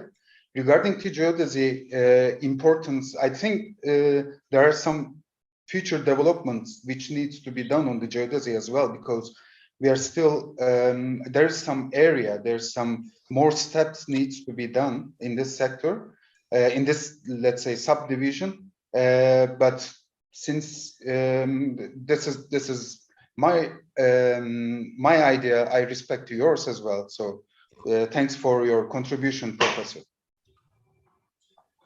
Okay. Thank you very much, Mr. Atay. I think now we can go forward with Mr. Rafik's presentation about gender equality in the geography. Mr. Khoury, are you here? Yes, thank you, Nusrat. Yes. I'll try to share the screen. Welcome. Yes. So again, if you can make it in 10 minutes, so already so we are losing some participants. I'll do my best. Okay, and kind reminder, I am sharing some links for 2 forms, one for participants list and one for your feedbacks about the content of this event. May you please fill these forms. I am sharing the links over chat window. Thank you very much. Yes, yes. So, thank you, Nusrat, for giving me the floor, and Nas, I hope you have a good afternoon, everybody. Women and land in the Arab countries. First of all, the issue of women in the Arab countries is an issue of equality. And I have found some interesting material from the World Bank, in particular from Women, Business and the Law, which is a report that the World Bank produces regularly about the developments regarding women, business and the law, as the title says. So you have on this graph the contributions or the progress towards gender equality over the last 50 years from the different regions of the world. And you can see that the Middle East and North Africa is has the poorest the poorest achievement in this regard, and it lags behind all other areas of the world regarding this gap, the gender gap. This is another graph that has been published by this document. It's a very interesting document, and this concerns the assets indicator. And the assets indicator is an expression of how much the economies facilitate the access of women to assets. And we can see that once more, Middle East and North Africa is the poorest in terms of achievement on one hand, and it is a flat a line. That means that there has been no progress since 1970 until 2020. It's 50 years. So I mean, it's a big challenge and it's a big problem for the area as a whole. And this is the definition of this assets indicator that has been represented in the previous graph. So it is difference in property and inheritance law. Improving property and inheritance rights is positively associated with female earnings and employment, as well as women's access to housing and land. This indicator has 5 components that measure gender equality about ownership rights to immovable property, the right of sons and daughters to inherit assets, the right of male and female surviving spouses to inherit assets, equal administrative authority over assets during marriage, evaluation of non-monetary contributions. All of these points are not well considered in a positive manner by the Arab countries, unfortunately. Now, concerning the data about women's land property, well, usually we don't have such data, except for Jordan, which has probably some oil-producing countries as well, which have developed computerized land registries and which can produce such data. However, in order to have an idea of what is going on in the area, I found these data that are published by the different Arab states with regards with relation to the agriculture censuses that were done in cooperation with FAO in around 2010. So we can see that in Egypt, for instance, the number of male holders is 96%, while the number of female holders is 4%. And you can see at the same time that when you consider the total area that is held by male holders, it is above the 96%. That means that the holders that are under the responsibility of women are smaller in size than the land that is under the holding of females is smaller than the ones that are under the responsibility of men. You can find nearly the same phenomenon in all the Arab countries where the area is available. In Jordan, you have 94% male holders, which have a total area of 97.6%, etc. While the number of female holders is 6%, and the area held by female holders is 2.4%. Once more, this is the same phenomenon that is happening at that place. Now, there are problems everywhere about inheritance in terms of land. And I have given you one example, and this is the example of Palestine. And this is an extract of a document published by a Danish expert who was in direct contact with the Palestinian actors who worked on this inheritance problem in Palestine. So let me just read some phrases or some sentences of this report to have an idea of what is going on. So according to a survey conducted by the Inheritance Denied Project, these are the Palestinian actors, 62% of all families violate the inheritance rights of its female relatives. 25% procrastinate responding to this right, and 9% pressure women renounce their inheritance rights. Only 3% honor the inheritance rights of women. Prevalent customs and traditions and expectations that women denounce their right to inherit, called takharuj in Palestine, preference of male to female children, unwillingness to transfer inherited properties to another family, fear that claiming one's right will lead to conflicts in the family, and women's and men's lack of awareness of the relevant legal provisions and laws and the economic value of the property to be inherited are among the main reasons why women do not claim their inheritance rights. This situation applies also in Jordan, and it is well documented. It applies in all Arab countries. Possibly with an exception with concerning the rich oil producing countries, but I'm not sure about that. I mean, this is just an assumption. Now, another problem that we can see is another testimony coming from Palestine as well, this time from the Gaza Strip, and where you have NRC, which is the Norwegian Refugee Council, which is a very effective NGO working with refugees all around the world. So they have reported the case of a Gaza woman who had worked in Saudi Arabia and invested as a teacher, just to give the details, and invested an important of her savings in a plot of land, together with her husband. In the absence of joint marital property, the plot was registered in the sole name of the husband. So this guy decided one day to divorce his wife and unlawfully tried to keep the property exclusively for himself. This bitter experience illustrates the importance of to protect married women's rights. This is also another big problem that the Arab countries have to face. This is not a question of remote sensing and engineering. This is a question of law and of sociology and traditions.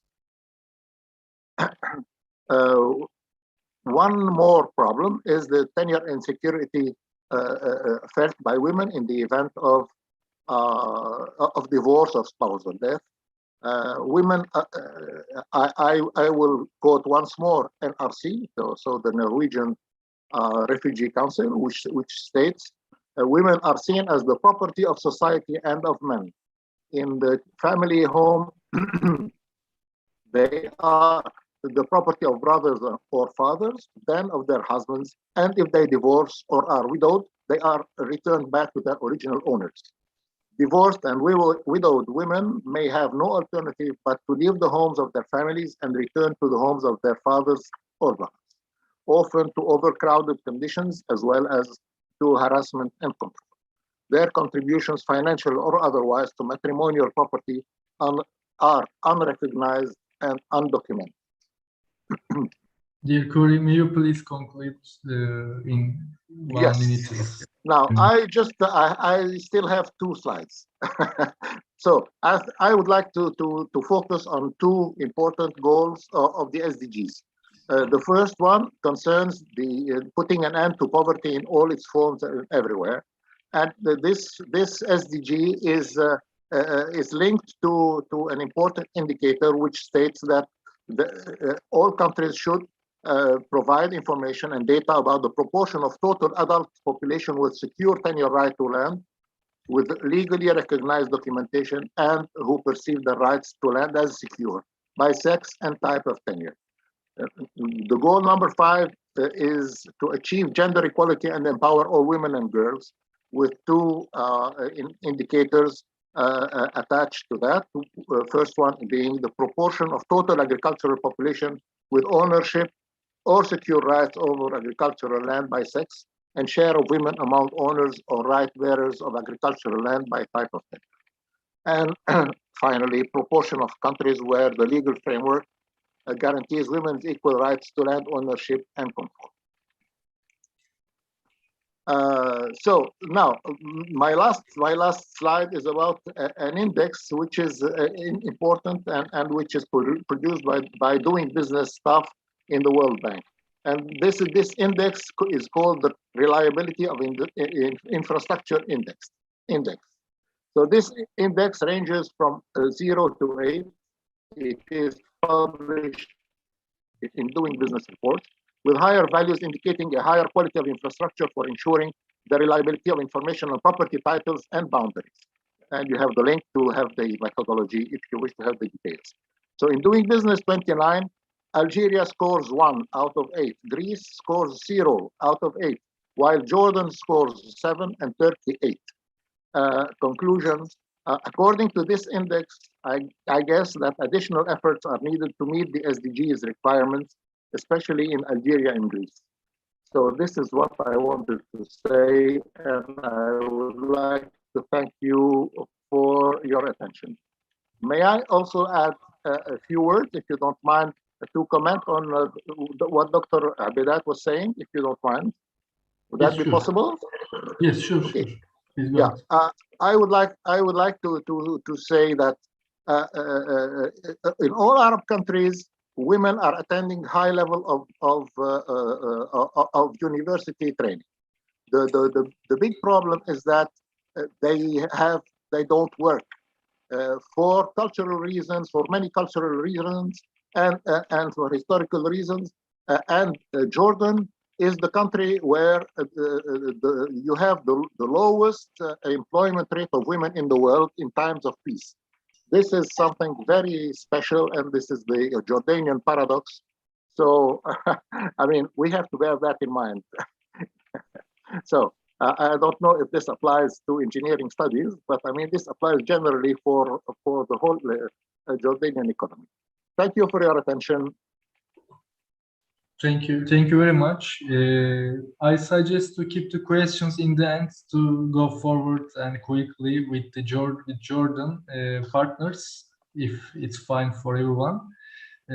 So Professor Obaydat, you can have your turn with Jadara, and maybe. Thank you. I just want to thank you very much, Nusrat.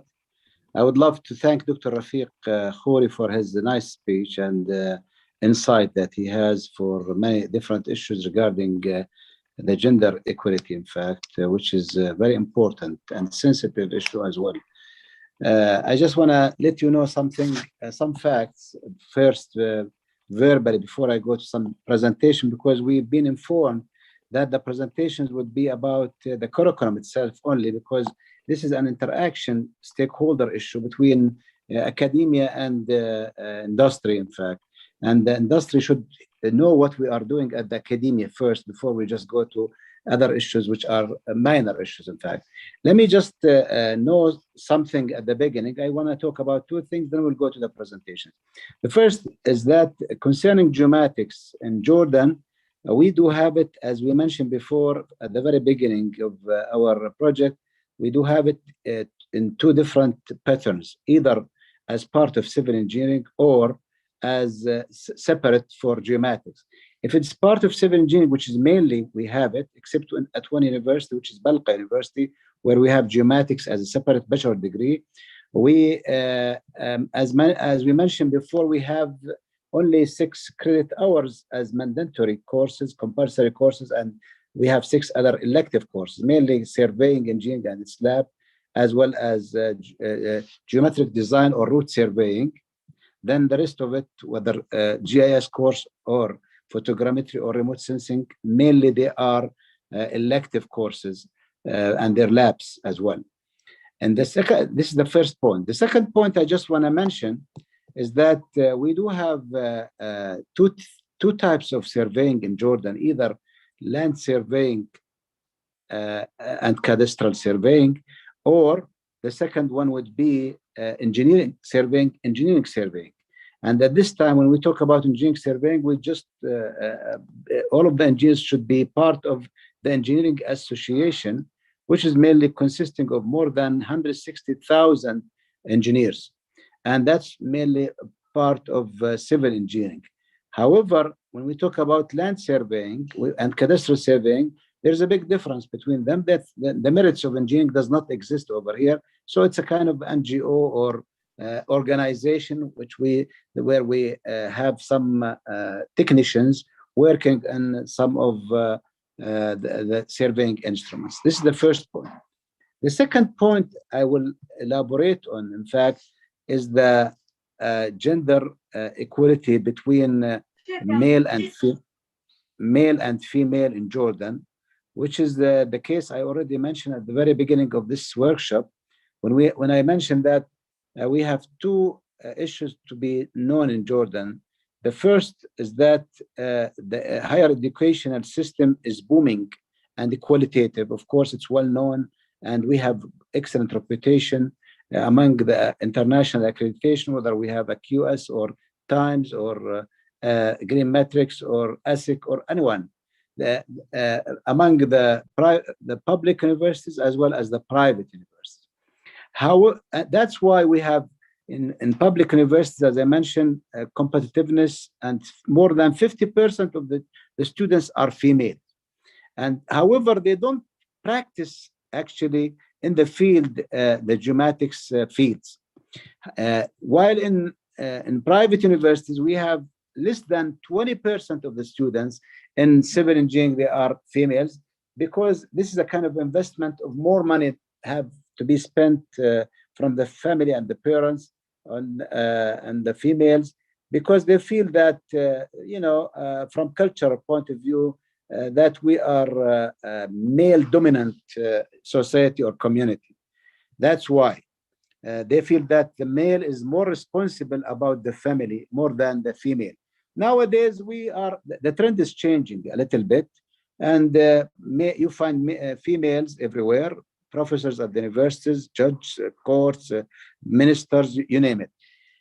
This is the first portion of this comment that I mentioned. The second one is that for the employment rate, we do agree that there are some, jobs, we call it hard jobs, and some of them, they are soft. Above 80% of the jobs that they are soft, like computer programming, like, for example, metadata applications, data applications, you name it, we have more than 50% of the employees are females. However, for the hard jobs works, like field work, like, for example, services, like other things, we always have more than 80% are male. This is a fact about gender equality and gender sensitivity. Now we'll go to the presentations, and I will just show you some highlights within 2 minutes for each university. Dr. Nauras is taking care of my presentation on behalf of Just University. This is Just University entrance, by the way, ahead of you. Just University is one of the most famous universities in the Middle East, by the way. It ranks less than 500 among the QS and the Times, of course, all over the world. And we have almost 35,000 students in civil engineering department, as you see. It has been established since 1979 as part of Yarmouk University. By the way, I was the first student to get my bachelor degree from Just University, which is the Yarmouk University before Just. And when I just admitted in 1979, I'm not sure whether I am lucky or they are lucky. I don't know. Maybe both. Anyhow, nowadays it's part of Jordan University of Science and Technology, where we have the curriculum is consisting of, as you see, 160 credit hours, where you have university requirements, 25 credit hours, of which 16 compulsory and 9 electives. And faculty requirements, we have 32 compulsory and 0 elective, where we have department requirements, 91 credit hours, 12 of them are electives. The total of compulsory courses is 136, and the electives are 24, the sum of about 160 for about 5 years. As you see, now we have fine details of that. The 25 credit hours of the university requirements, some of them they are military, Arab language, entrepreneurship, innovations, English, and general skills, while the elective 9 credit hours should be selected from other requirements. And the faculty requirements that are consisting of elective courses for 6 credit hours, as you see, either introductory to English, to engineering, programming for engineers, engineering workshops, engineering drawings. Then we have the faculty requirements consisting of 32 credit hours. 12 of them are mathematics, 7 physics, and 7 chemistry. Next, please. Then we have the department requirement of 103, of course, courses. They are distributed to, of course, structural engineering, the transportation, water resources, geomatics, geometrical design, and geology, geotechnical engineering. As you see, we have some of the courses. They are scientific, and some of them they are practical. At the lower bottom of the table, we have surveying. As you see, this is one of the courses in geomatics. And we have at the top, as you see over here in this table, the surveying lab, where it does exist over here. And we have transportation engineering, and we have highway geometric design, as you see, CE 443, 3 credit hours. This is what we call it. Part of it is route surveying. More than 70% of the course is route surveying, and the rest of it is having the merits of transportation engineering. And we have highway laboratories, highway geometric design. This is all in sum about 7 credit hours only in geomatics. The same thing, as you see, we have other courses in structural engineering and so on, which is part of civil engineering. Then these are the requirements. As you see, the 103, we have also department electives, which are 12 credit hours. If you focus down and up, we have GIS is part of it, and its laboratory is another part of it, which is the GIS lab. That means we have 3 credit hours, 2 credit hours for GIS and 1 credit hour for lab of GIS. And we have also down over there, photogrammetry and geodesy is part of elective courses, and 3 courses, 3 credit hours. And as you see, we have other specialties elective courses, but mainly we select 6 credit hours. If you focus in geomatics, we have GIS and its lab, and we have photogrammetry. Next. We have also other courses among the department requirements for the elective courses and the other specialty courses. If you just sum up what we did mention, we have surveying class and its lab, we have highway geometric design, we have GIS and its lab, we have photogrammetry, and we have subsurface exploration and some special topics in transportation engineering. So together, compulsory courses and elective courses, we have 19 credit hours at Just University. Next, please. These are the, the specific course descriptions for surveying lab. Next, please. Of course, we have fine details about this course descriptions. And finally, we just want to know this one, very important slide over here, that we know that we have missing geometric courses and topics, in fact, such as spatial mapping, such as iCloud mapping, sustainable development, remote sensing, computer programming and application of geodesy, advanced surveying engineering, airborne data acquisition survey. We need geometric analysis and interpretation of images, and geoinformatics computer vision system. These are 9 different topics, by the way, where they don't represent courses. However, we are talking about topics. That's why if we want to change the curriculum, we will add some of these topics either as chapters or topics in specific chapters or whatever, in order to at least enrich our curriculum, I mean, in order to have internationalization domain for this type of curriculum. Next, please. That's all about Just. Thank you very much. I thank also Dr. Nauras and Dr. Bara, by the way, who prepared this one before. And I always apologize on behalf of Dr. Bara, because her daughter right now, she just doing very well. She was hospitalized and taking a small operation, and now we pray for her. She's at home, and her daughter is doing very well. Next, please, for Jadara, Dr. Nauras. The same thing for Jadara. For Jadara University, as you see, we have also geomatics are as part of civil engineering, where we have 163 credit hours. Next, please. We have the same thing almost. Jadara and Just almost the same. They adopted the same system of framework of curriculum.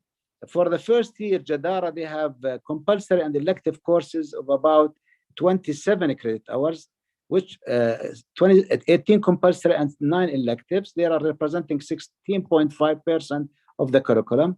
And they have college requirement for compulsory and elective, 34 credit hours, of which all of them are compulsory.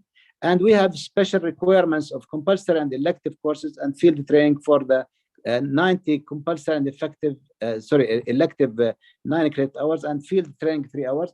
The summation is about 163. This is, maybe somebody will ask why you are having the same framework of percentage and elective courses, compulsory courses, and so on. Because in Jordan, whether we are public or private universities, we have to follow up the framework of the accreditation commission in Jordan, which is an independent commission, belongs to controls the university's curriculum, as well as the adoption and application of this curriculum. The same thing as you see for the credit hours. If you take a look deeply, we will see that we have 34 credit hours for the college requirements, of which we will see next. There are next, please, surveying courses. As you see in the middle, we have surveying and surveying lab, civil engineering 321 and 322. And we do have also, these are the about 4 credit hours.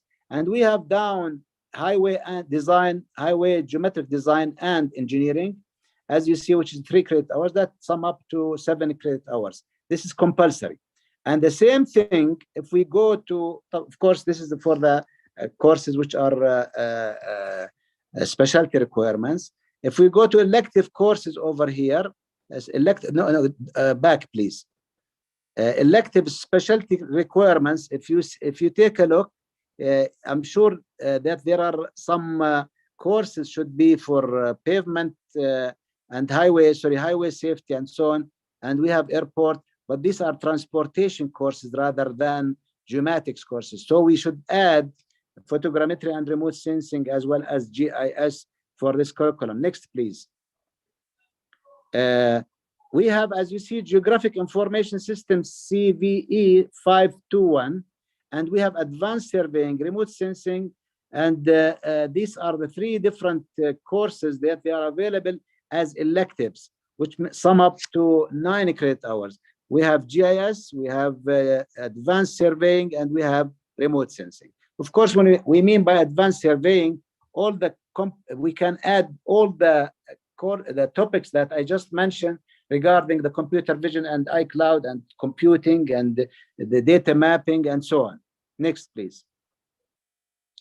These are the courses that we have in Jadara University, about 16 credit hours among the elective and compulsory courses.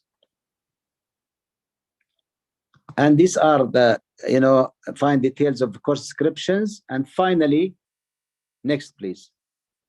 We have, yes, these are the missing geomatics courses, the same thing as just spatial mapping, iCloud, sustainable development, computer programming, airborne data, geometric analysis and interpretation, geoinformatics and computer vision. This is an indication that this project is very important, and Dr. Nouras will talk about Balqa University right now and its coursework that's available. It's almost the same from the perspective of civil engineering. However, there is a difference between civil engineering and surveying and geomatics department. Here you will see that this department curriculum will be enriched in geomatics and surveying. Dr. Nouras, the floor is yours. Okay, thank you, Professor Abedat. Good evening, everyone. Now I'm going to talk about Al-Balqa Applied University, a Department of Surveying and Geomatics Engineering.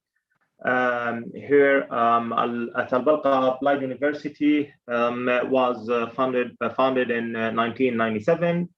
In this university, we have a bachelor and a master degree of geomatics. The program of the bachelor program in surveying, engineering, and geomatics started in 1997, while the Master of Science in Geomatics Engineering program started just 1.5 years back. So the department offers bachelor and master degrees in surveying and geomatics, as I mentioned, and supports research programs in different fields and different applications related to these science. Each year, the department admits an increasing number of students, including students bridging from community colleges in the field of surveying and geomatics, geology, civil engineering, and other scientific fields. Nowadays, because of the crisis and the situation in the area, we have less opportunities and job opportunities for the graduate students. Therefore, we had another idea, which is to merge this department with the civil engineering department. Then the students will get and have more chances as he will study 5 years of civil engineering, and the last year, which is about 33 credit hours. During that, he will learn surveying and geomatics engineering intensively. So this is the idea for the reasons that I mentioned before. The mission of the department is to introduce the surveying, geomatics, engineering, informatics in Jordan, as well as in the Middle East region. When we talk about the curriculum, we can say that we have different sectors and areas in our department and our program. The first group or area is the surveying engineering area, which is the conventional and cadastral surveying, land administration, construction, and roads, transportation engineering, quantity surveying, and specifications. While we teach in the geodesy area, global and satellite positioning systems, geodetic surveying, adjustment of observations, and geomatics networks, as well as fundamentals of gravity and field approximation. In photogrammetry and surveying area, we teach analytical and digital photogrammetry, aerial, terrestrial, and close-range photogrammetry, and remote sensing, digital image processing. Remote sensing, we teach remote sensing 1, remote sensing 2, and advanced remote sensing, as well as digital image processing in the 5th year. Also, we teach in the geographical and land information system, GIS and LIS, cartography, map projections, and digital mapping. As you see here, we have an intensive program, as Professor Abidat mentioned, intensive program focusing on the area of geomatics engineering.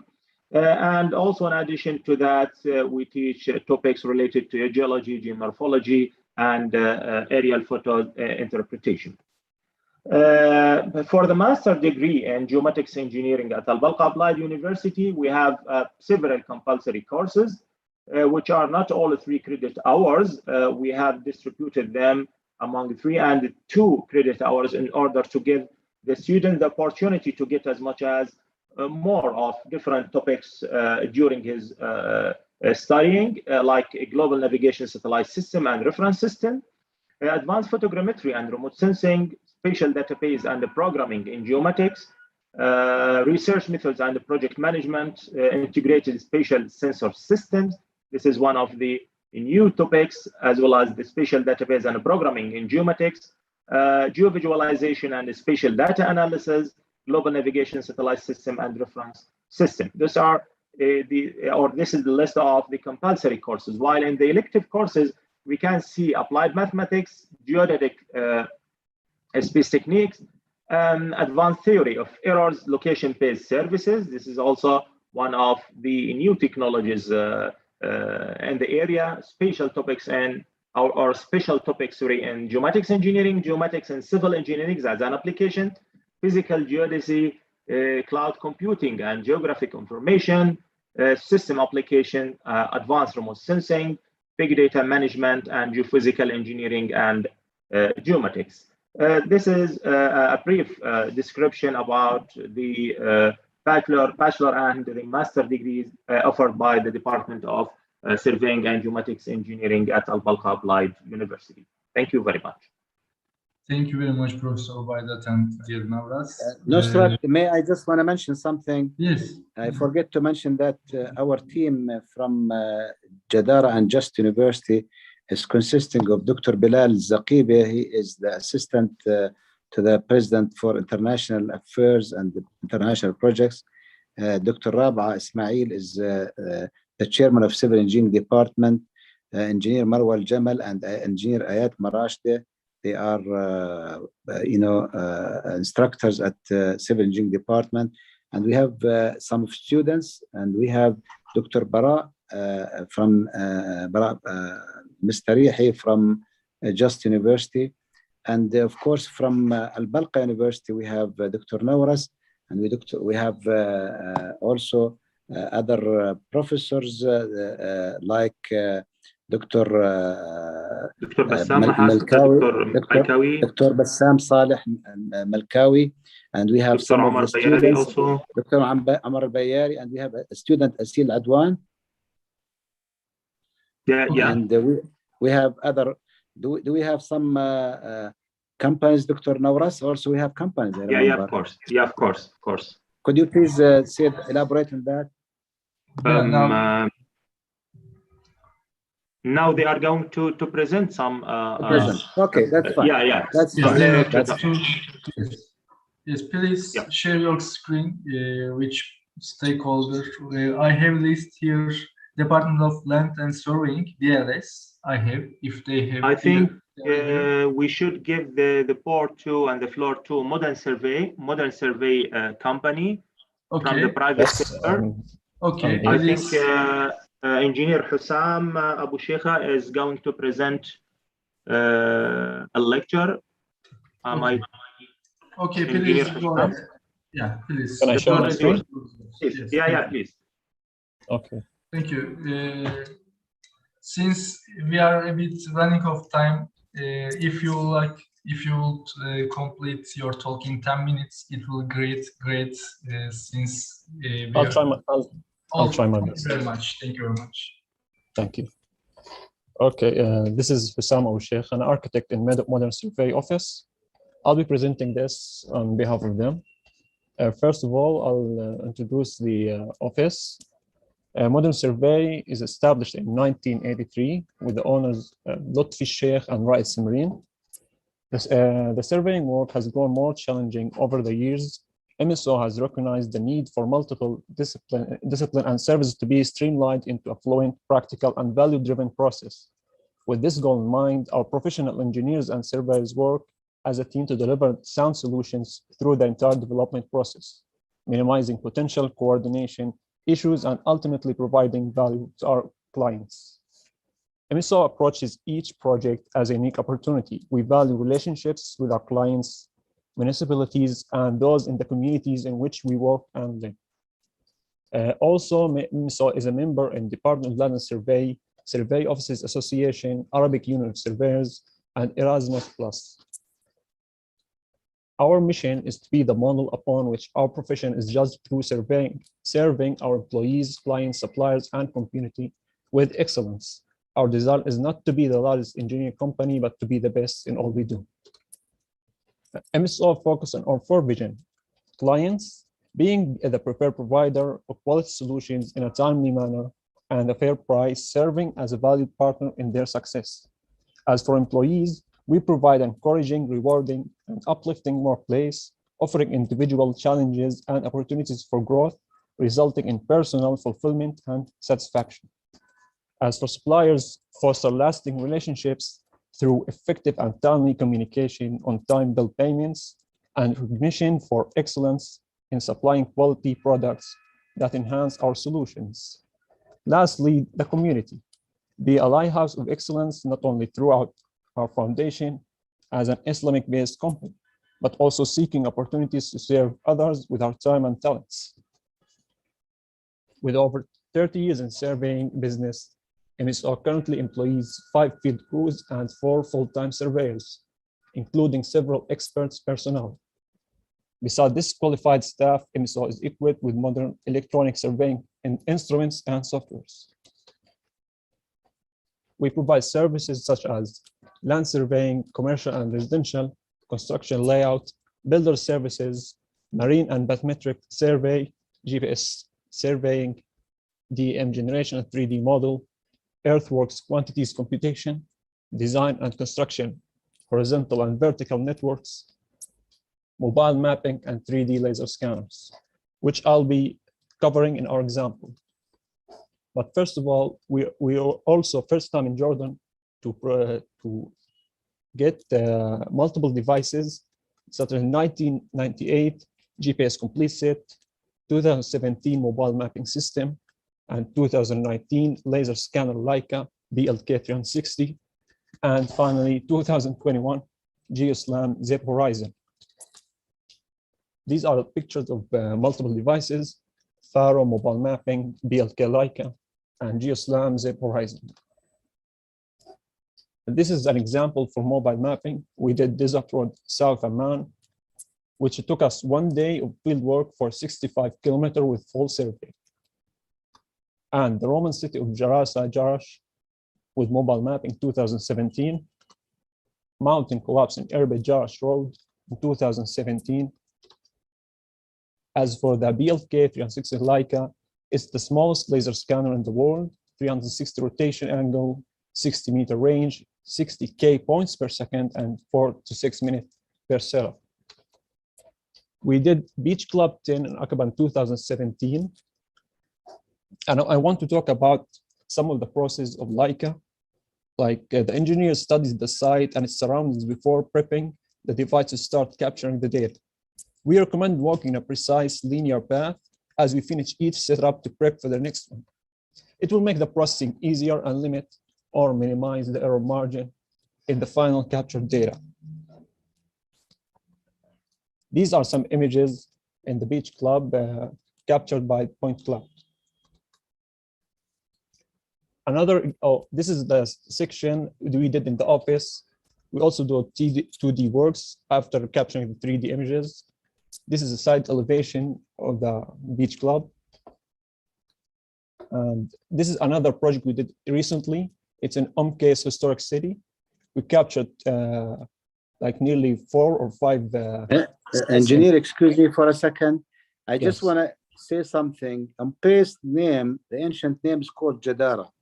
And that's why we call Jadara universities related to this historical place, which is a very nice monument place in Jordan. That's located between Jordan. Yes. It's next to Jordan, Palestine, and Syria at the same time. It's very informative, thank you.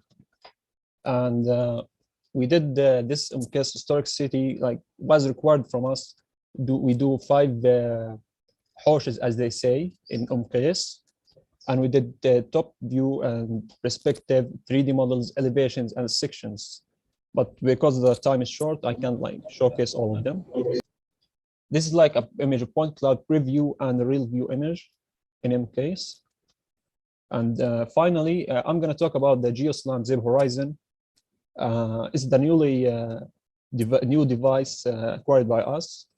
It has effortless data capture as we collect, walk, and scan the environment indoor, outdoor, and underground. It has a rapid, accurate 300,000 points per second, providing accurate 3D mapping without the need of GPS, and 100-meter range. More speed, more results, and more flexibility. Collecting data inside the ceiling ducts on the move. The ways you can use the Horizon, other than just holding it, is use the Zip backpack frame enables to capture data hands-free with the Zip Horizon. Mount the device on UAV and take it to the skies for complete coverage of all features. And finally, car-mounted data collection for urban road layout features signage. This is the recent example we did on Sino Gulf Abdali views, and we only been able to get a sample of it so far because it's under processing. But as you can see, it reached more than 92 meters just from the ground level. So it has a wider range than the BLK, which will be like more effective in the field work and capturing more data. And thank you so much. I would like to say or urge the universities and education institutes to provide the students with advanced lab and equipments to reach the current standards in local labor market and fieldwork new technologies. And we're happy to receive any inquiries or question about our works and services. Engineer, on our I just want to ask you a question. Sorry, the Zip Horizon, does it require any calibration? It doesn't require any calibration, yes. It does not? Yes, it doesn't. Oh, that means I have another question for Maria. You're with us, Maria? Maybe she's taking her dinner. Mohammed. I thought you were taking your dinner. That's why I'm just asking. The question is, can we change the drone, for example, for Al-Balqa University to Zip Horizon? Because it's very efficient, looks very efficient. Yeah, Mohammed, this is not the time to discuss these issues. This is a different type of event. I know, so I know, but we can have question. this discussion another time. I'm asking you this question. I know that it's not the time. Yeah, thank you. Yes or no, that's it. Yes or no. We have to ask the officer, Mohammed. It's not up to me. Okay, thank you. Thank you, Professor Obaydat and Mr. From Modern Survey. Sorry, I don't have your name. That's why I couldn't. My name is Hussam. Hussam, okay. Thank you very much, Hussam. And thank you for your time. We can go forward with other stakeholders from Jordan if they are present here. Navras? Yeah, they are not showing up right now.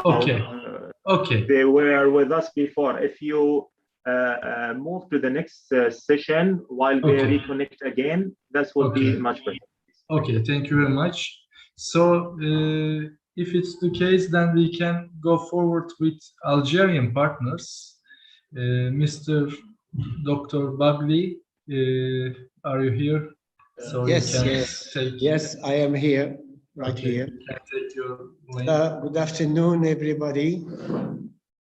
So, well, for our university, I can do the presentation. Let me just, you can share. So,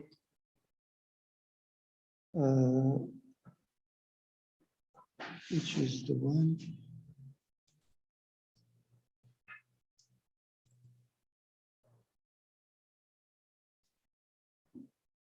Can you see the? No, not this one, not this one.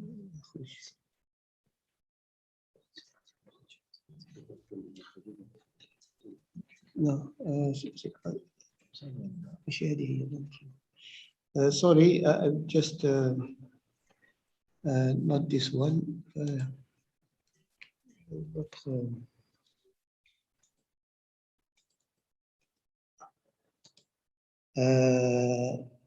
small like this one. Do you hear me?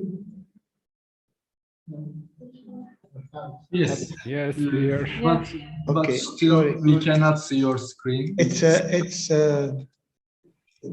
stuck. Okay, we this other one. Okay.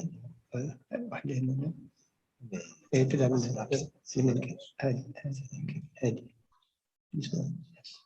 And in the meantime, I kindly remind you to fill the feedback form. This is very important for us. There are still missing half of the participants didn't Yeah. fill yet. Please, if you can fill it, the ones who didn't fill yet, it will be very beneficial for us, really. So I share again the link. This is not evaluation form. This is something, the scope of this event, to have these comments from your side to support our project activities. So please kindly fill if you have not done it. Thank you very much. Okay, then sorry for this. Okay.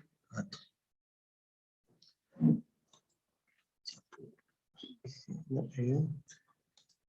Okay. Thank you very much. Sorry for this. So our university has about 8 faculties and 1 institute, which is our institute, which deal with this training. So about our institute, the ISTA, Institute of Science and Applied Technology, was launched following a long reflection on the professionalization of the university training in line with job offers, technical development, entrepreneurship, and business creation. This institute, this model, with regard to the ISTA of University of Tlemcen, inspired by the various Campus and Erasmus project that we undertake in our university, and with we have been associated with the Institute of Technology in France as partner. So it was launched in September 2016 in close collaboration with a large number of companies and local and national institutions. So this model, this kind of model was done by professionals to fulfill their needs in terms of what kind of profile they need for their companies. So the main objectives of this is first of all, we dealing with training, professional license training, which is like we call it Bac plus 3 3 years, so it's equivalent to the A level to add the 3 years. This training, I mean, we train for an explicit need after field surveys, which means that we try to know, to have contact with different enterprises and companies and see what they need as a profile for the development of their field. And we try also to have a good professional integration after the degree, when they get their degree, train for business creation, startup model, and so on, train middle managers with the possibility of advancement in their career, strengthen the university with business relationship, provide lifelong training. ISTA at the University of Tlemcen. So in our institute, we now houses 3 courses: a geometry topograph, which is the main the subject of this meeting, and we have 2 others training about food and agriculture. For this year, academic year, in ISTA, we are about 240 students and 20 permanent teachers for all these specialties. So about in topography, we are about 8 teachers and around 60 students. What we expect from this project? Well, as we are very young institute, we started about 5 years ago. So this is very short time to have to develop all the different training field and so on.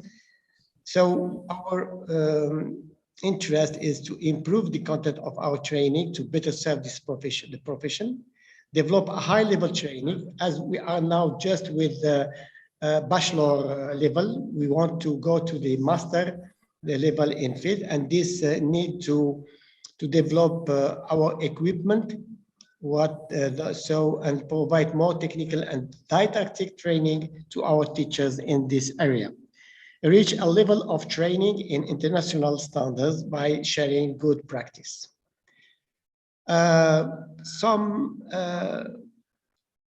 identity card for the professionalizing license, geometry topograph, that's what we are dealing with in our training in our institute. So the context and objective of the training aims. So the objective of this professional license is to train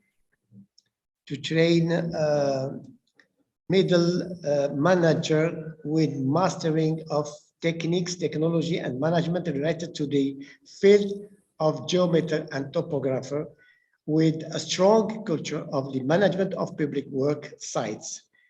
They should be able to develop environment studies, use the urban planning documents, participate in a land reorganization study, carry out the town planning study, participate in cadastral conservation, develop co-ownership and volume division, establish planimetric and altimetric outlines, carry out surveys and planimetric and altimetric layout, process, use and manage geographical information, and plan, prepare, and organize public works site. This training project follows the need expressed by the Algerian cadastre managers and those expressed by the public works companies. We have 2 public works companies who are with us here in this room, and they will present their companies. And we have a private company here. So we will have the chance to have their presentation. Target profile and skills. and skills, sorry. The training in geometry topographs gives students the basis of the skill expected for such a level of license, mainly in the field of mastery of techniques and technology, as well as associated management related to the profession of geometer or topographer, exercising his function at the level and administration, cadastre, land management, and construction company. So far, we have a 3 promotion degree, which has finished their study in our university, and they are in the side job. I mean, in the field of it, in the jobs they are. So we have some feedback, which is very encouraging. And about photography laboratory, we have this equipment, and now we are expecting other equipment to fulfill this laboratory. Thank you for your attention. This is what I have to say. Thank you. Thank you very much, Mr. Professor Bagli. And we can shift to other Algerian partner directly to keep the timeline efficient. I can start with our companies Okay. there. Okay. They will present their okay. So Okay. we start with okay. You can come here. Nusrat, if it's possible, I will share a short presentation of ICMO, if it's possible. Yeah, if you have it already, because we predefined, we combine like Professor Obaydat did and Grace did it. So I thought maybe it's missing. Please mention, yes, in few words. Okay. Yes, sure. So what we do? UKMO. Okay. UKMO. Mr. Kadri, I think, will present shortly. So please share your screen. So Mr. Bagli, you can stop your sharing, then Mr. Kadri can take the place.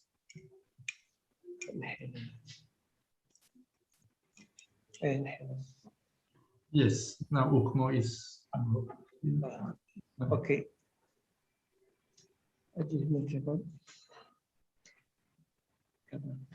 So may you stop this sharing, then UKMO can take the line. Then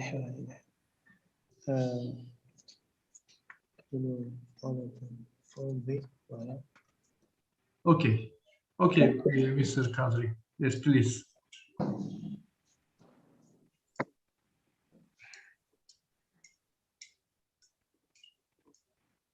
And kindly remind you now, I just shared your event evaluation form. This is also important to assess the event. Please kindly fill also this form to help us to evaluate. Event evaluation form, I just shared on chat window. And please also don't forget to fill other feedback form about content. Thank you very much. Okay. So please, UKMO, you can share your screen. You have this administrative rights.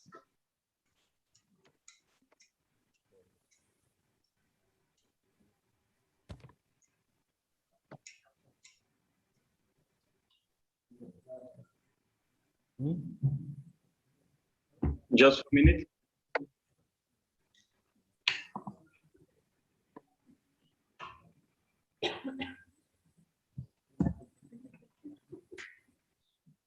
So I also kindly ask you to keep the presentation very short, since we have really limited time.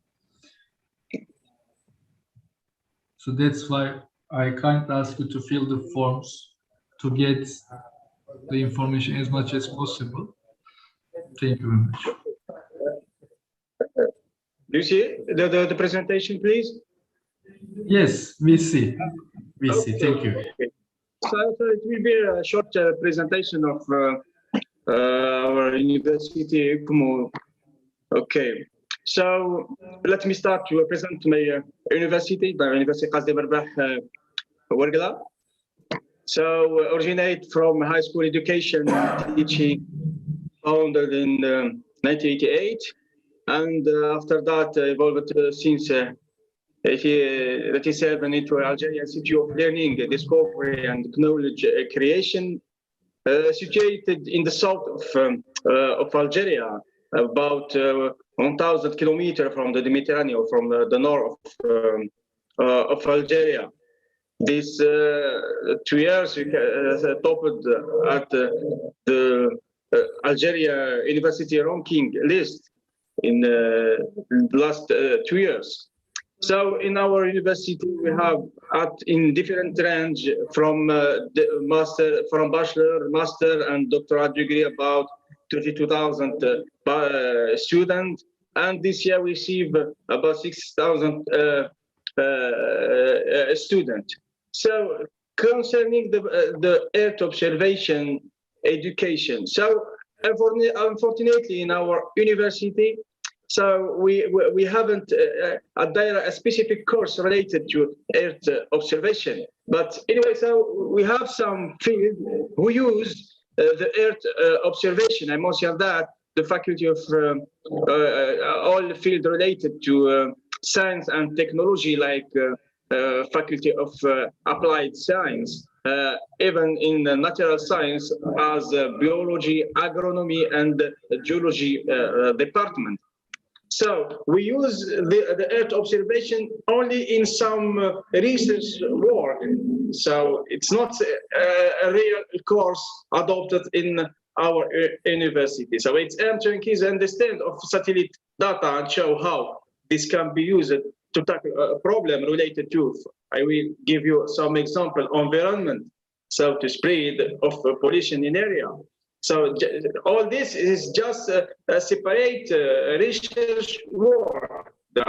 So for example, as we located in the south of Algeria in the petroleum basin, so we use this technique and observation in the petroleum exploration, in surface petroleum exploration, for example, before starting to drill a well, a petroleum well.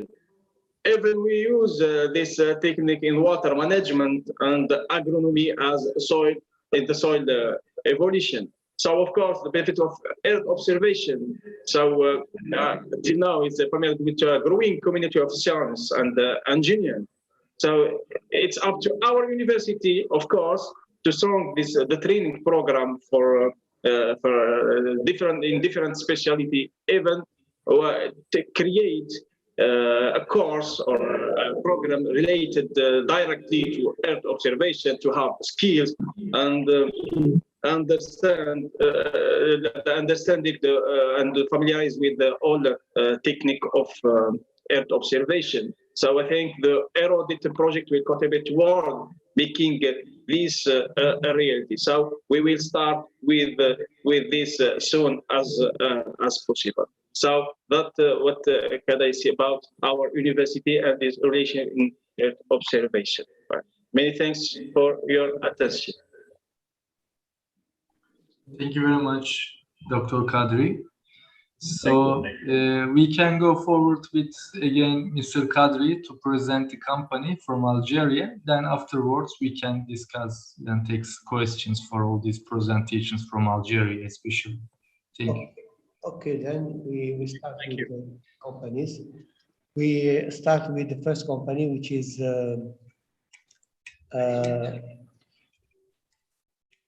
okay. So Sojarwit, like.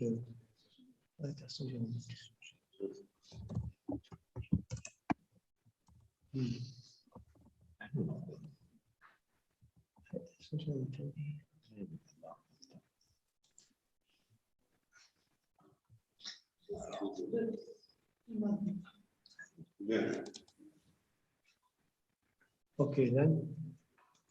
So I'm not sure. Okay.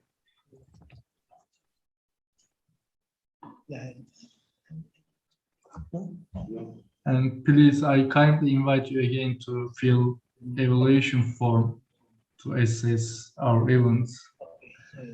Thank you very much.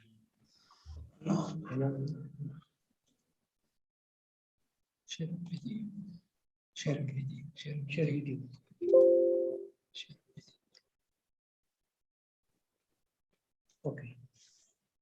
Okay, we start at the beginning.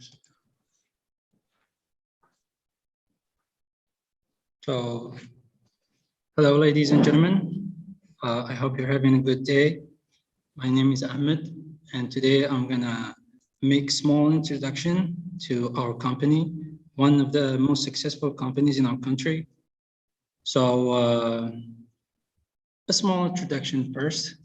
We say that the general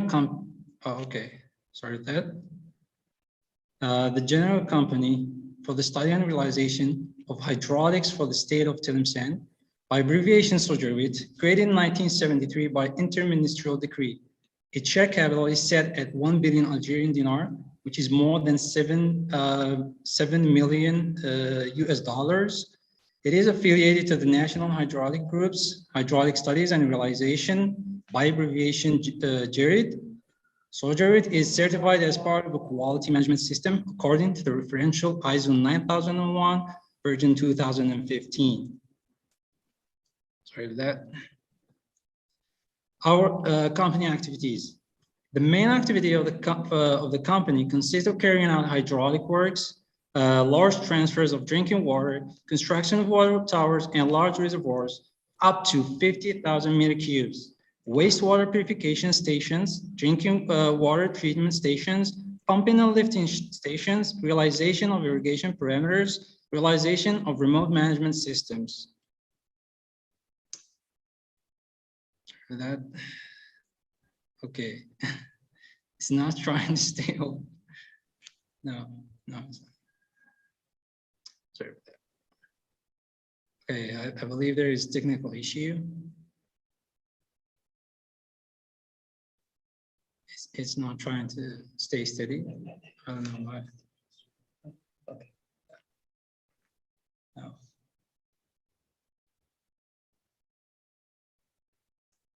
Okay. Okay. There is absolutely.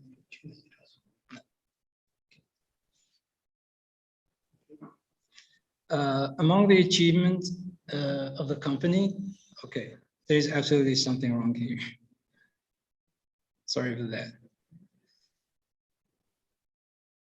I guess we're gonna move to the next company, then I'll try to come back later maybe. Sorry for that. Yes.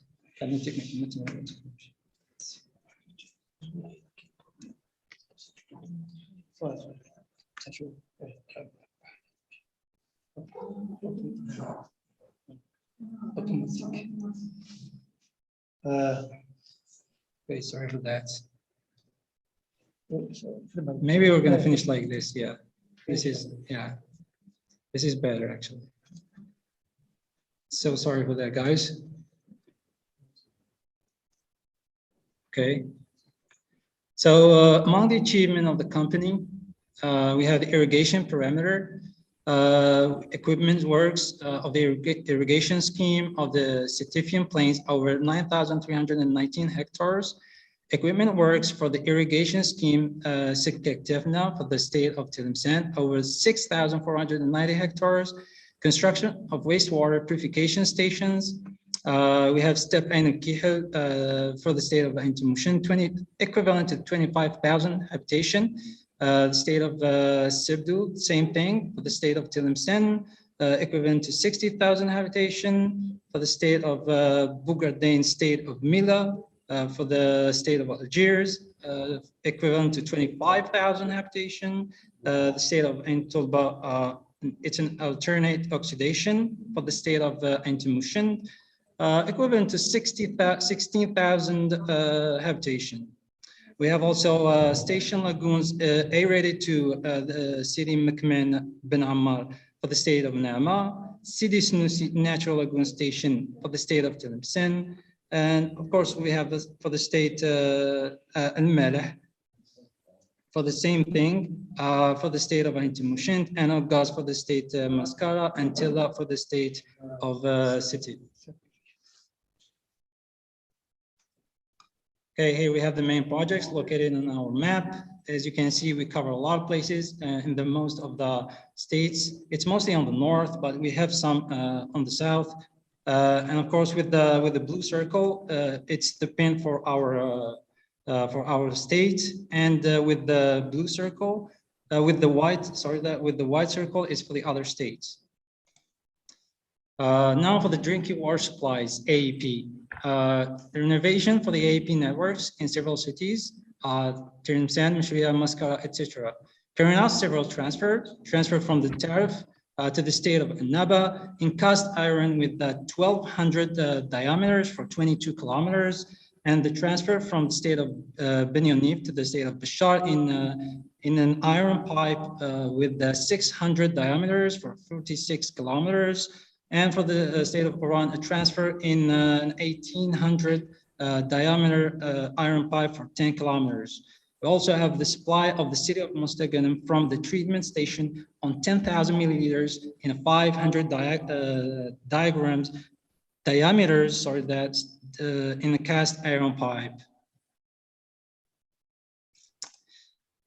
For the civil engineering works, we have the construction of several reservoirs with the capacity from 1,000 to 50,000 meter cubes.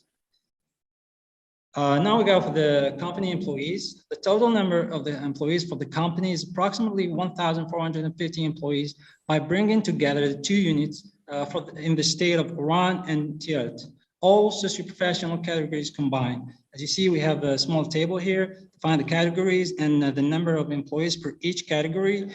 We have, of course, the frames, which I mean the managers.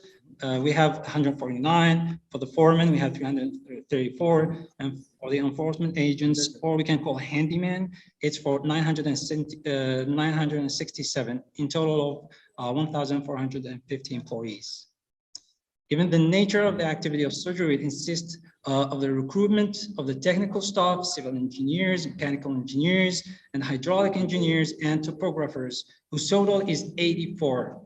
The number of topographers currently is 20, and the percentage of graduates recruited per year is 8%, as well as the company welcomes apprentices in different specialties, whose total exceed 45, and among them there are 14 apprentices in topography.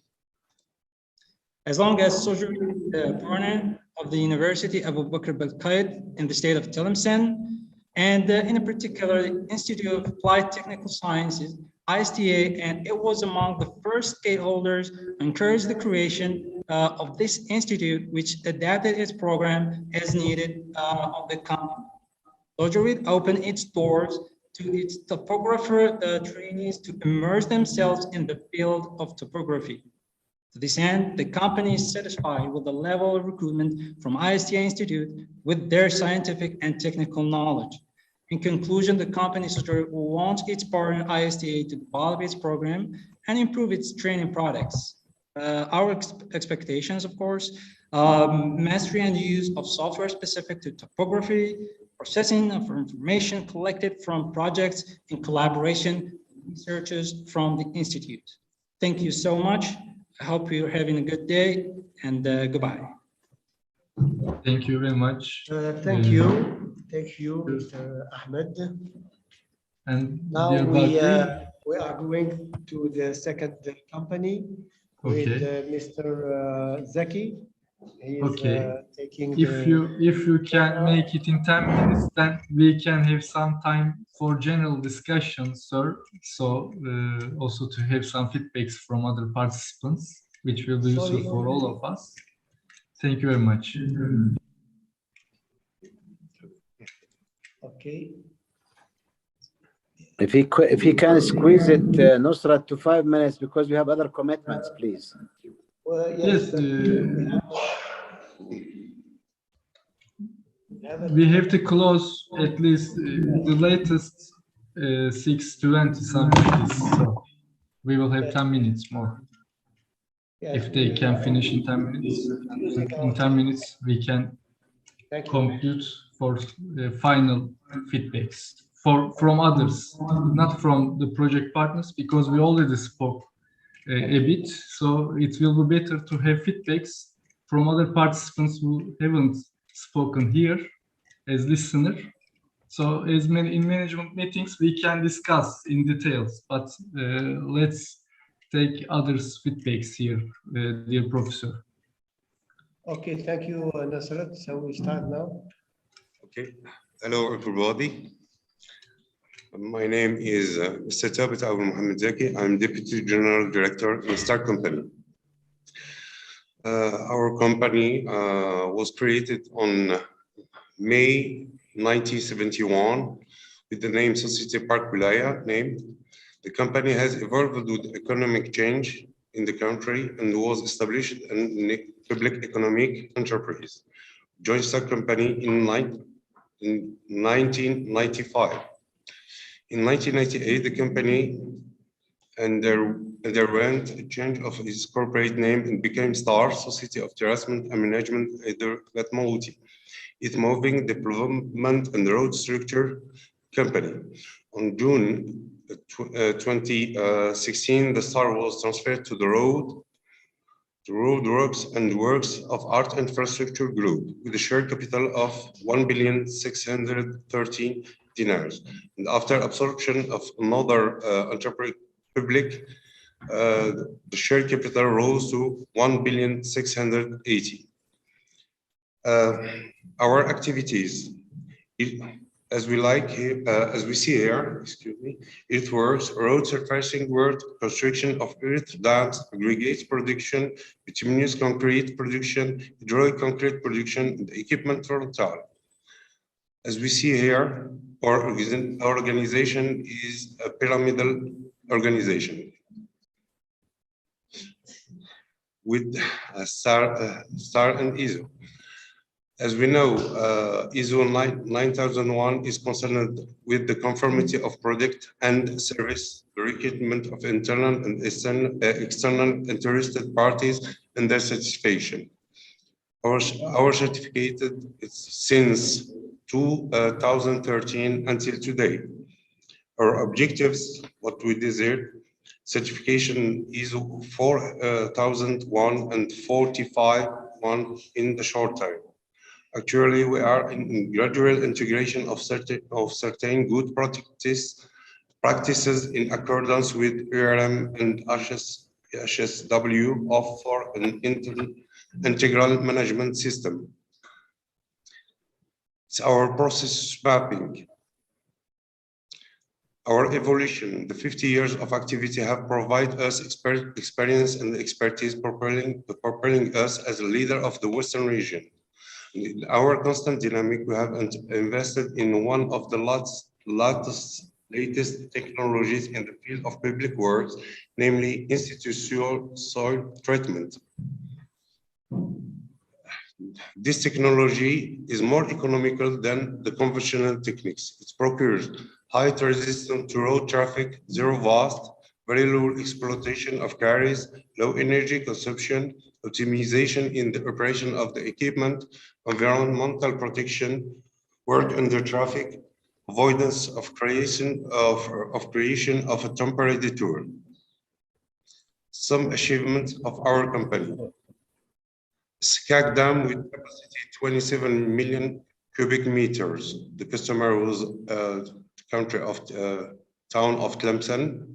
With them, here we can say, we can speak just only about the customer satisfaction with non-compliance, certificate of proper execution and non-anomalies since 2004.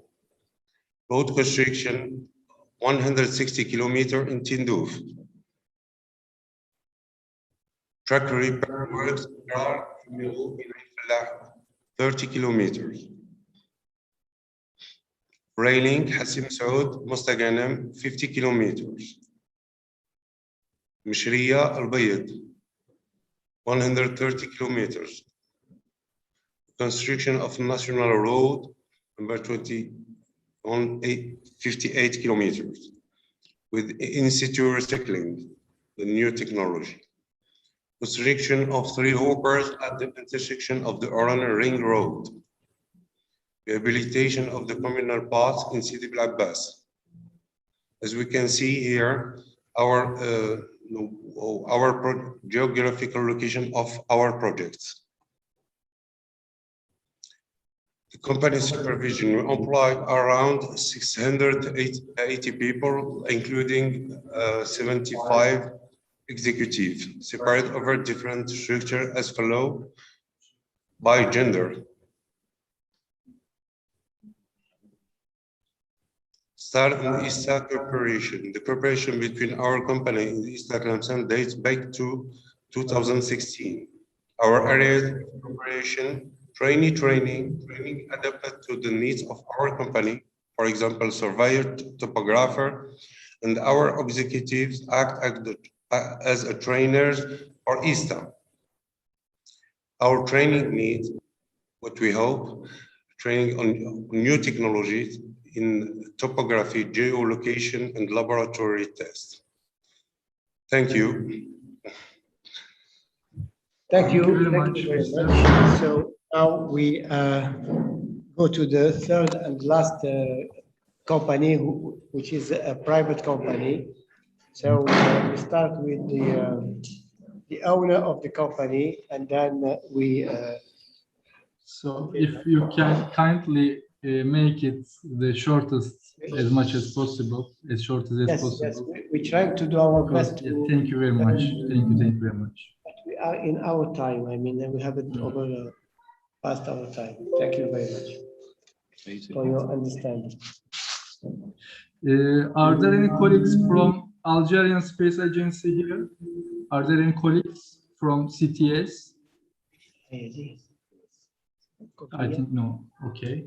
After your talk, we can conclude the event. Then some more minutes for final questions to all audience. We can hear from participants who haven't spoke and who haven't participated as speakers. So please get ready your question. Okay. We start now. Yes, you can start. Okay, thank you. Go ahead. Good morning, everyone. My name is Mr. Mohamed Choukri, CEO of Qutbiya Enterprise and public work engineer. Through this expose presentation, I will give an introduction about our enterprise created in 1995, the different activity of it over, not to forget topography and geodesy role in the realization of the different touristic projects. Now that I have introduced myself, I left my colleague explain our presentation. Sending you my best greeting. Thank you. Okay. Good afternoon, everyone. So, as mentioned by Mr. Chouar, CEO of Qutbiya's Enterprise, I will be speaking on behalf of their company. So, Qutbiya's Enterprise is a small business family that calls out for external workers when necessary, depending on the extent or largeness of the treated project. It is specialized in the field of hydraulic works, public works, housing, real estate promotions, and commerce buildings. This enterprise counts about 50 employees. That includes only 5 women. I invite you now to follow me, with me this modest presentation. So, yes. Yes, so. The first slide denotes some experiences of this field, just as transfer of water from H. Bourara Marnia geotechnical works, monitoring and control of 37 kilometers. I would like to precise that it exists since, it was created since 1994.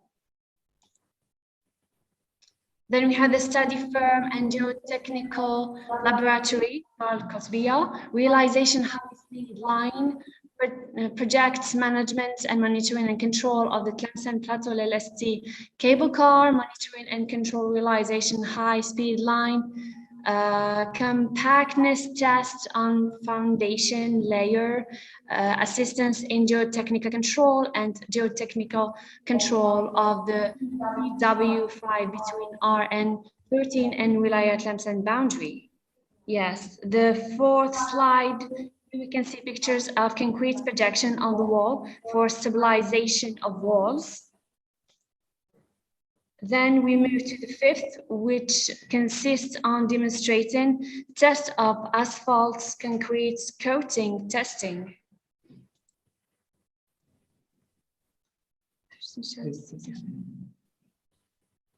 The sixth, then as shown pictures which underline the procedures and technique of modular light formwork. And the seventh, is the final result of construction. I must precise that Qutbiyah as a company mainly focused on the implication of topography and geodesic contribution for the realization of all their projects. And here are some credits about their international, Here are some credits about their international partnerships. We have from 2010 to 2015 signature by SAR Qutbiyah of partnership contracts and exclusive distribution of American companies. 2010 Samantec USA Mobile 2 Mobile concrete plants. Then we have 2012 Elkin High Tech USA Mobile Towable concrete plants, and 2013 Shotcrete Technologies in QSA robots mobiles tractable. This is in French. So then we have by the date the 2nd of November 2015 group agreements Algerian American on the title of shortlist number 7 as mentioned. And then we have official signing of the Algerian-American partnership in Washington, D.C. between SAR Qutbiyah and respectively Samantec USA and Wall Ties and Forms USA under the chairmanship of the Algerian Minister of Industry. Then 2016, WTF USA lightweight aluminium modular formwork for concrete, and 2017 HEM Paving USA slip formwork machines for roads and aerodromes. Then 2017 MFE Malaysia lightweight modular aluminium formwork for concretes. Thank you for your attention.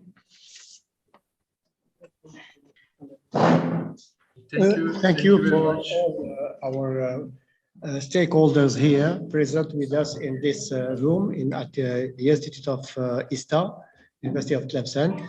I would like to thank all of them for contributing a lot with us, especially in this seminar. They have been here from 1 o'clock and they listened to all the presentation put here in our show, data show, which everybody is here. So I would like to thank you, all of you. And Nasrat, you have, thank you for all the presentation we heard. There was a lot of things. I think the time is not enough to discuss all the details because we were, and I am very glad that we make it because it's not easy. We had the internet and everything went very well. And I would like to congratulate you for this organization. And well, thank you for everybody, and thank you. And thank you everybody also from my side. You are here almost more than 3 hours. Almost now we are going to, forward to 4 hours. It was tiring but interesting. I think you all enjoyed. Also, I see from your feedbacks good comments and good rates, I must say. And please don't forget to fill especially two forms, feedback and evaluation forms I shared on chat window. These are very important and it will help us to compile our reports for the project. Now, I want to conclude the event, maybe with receiving some comments and feedbacks from participants who listened to us during more than 3 hours here. If there are some, so we have some minutes, some 10 minutes maximum. So please don't hesitate to hand and then we can. Yes, yes. Professor Mustafa Üstüner, maybe some of you already know him from ISPS activities. He was student consortium chairman for some years, maybe more than 4 years. I don't remember. He's really active, maybe the most active man in the field, Earth observation field, for collaborating of students, getting involved and getting their attention in the field. His contribution really invaluable. So I'm very glad to have him here. Now he is also supporting his doctor in his university in Turkey. So please, Mustafa, give your comments and questions, because this is also really important. From maybe you are not student now, but you experienced a lot with international society, with collaboration with students, and now we are listening to you. Thank you very much. Thank you. Can you hear me? My voice is okay? Yes. Good. Okay. And first, thank you for this great initiative, which is very important for the future of the students from the field of geomatics, geospatial sciences, and also some special information sciences. And as you said, I am involved in both organizations, the ISPRS and the IEEE GRSS. Well, in both organizations, they support the education, and not only in bachelor degree, but also in graduate level. And I listen a fascinating presentation, which I see very diverse and very technical aspect in terms of education. And this is really good for the students and for the future. But what I didn't, maybe I missed some points, but in this digital age, digital times of the information, as you see the geoinformatics, which include the information sciences as well. And therefore, to digitalize the information is really important. And I see very great talks in this manner. But my question is about when we interpret, when we analyze the data, we use computers, which means we use machine learning, we use artificial intelligence. And there are lots of costs available on the web. And how would you specify such lots of information in the geospatial or geoinformation education? What I mean is, like, are there some online tools available, freely available for students? Not like Google Earth Engine or something, but more focusing on geomatics. That was my question. Thank you. Okay, anyone who want to take the response from countries?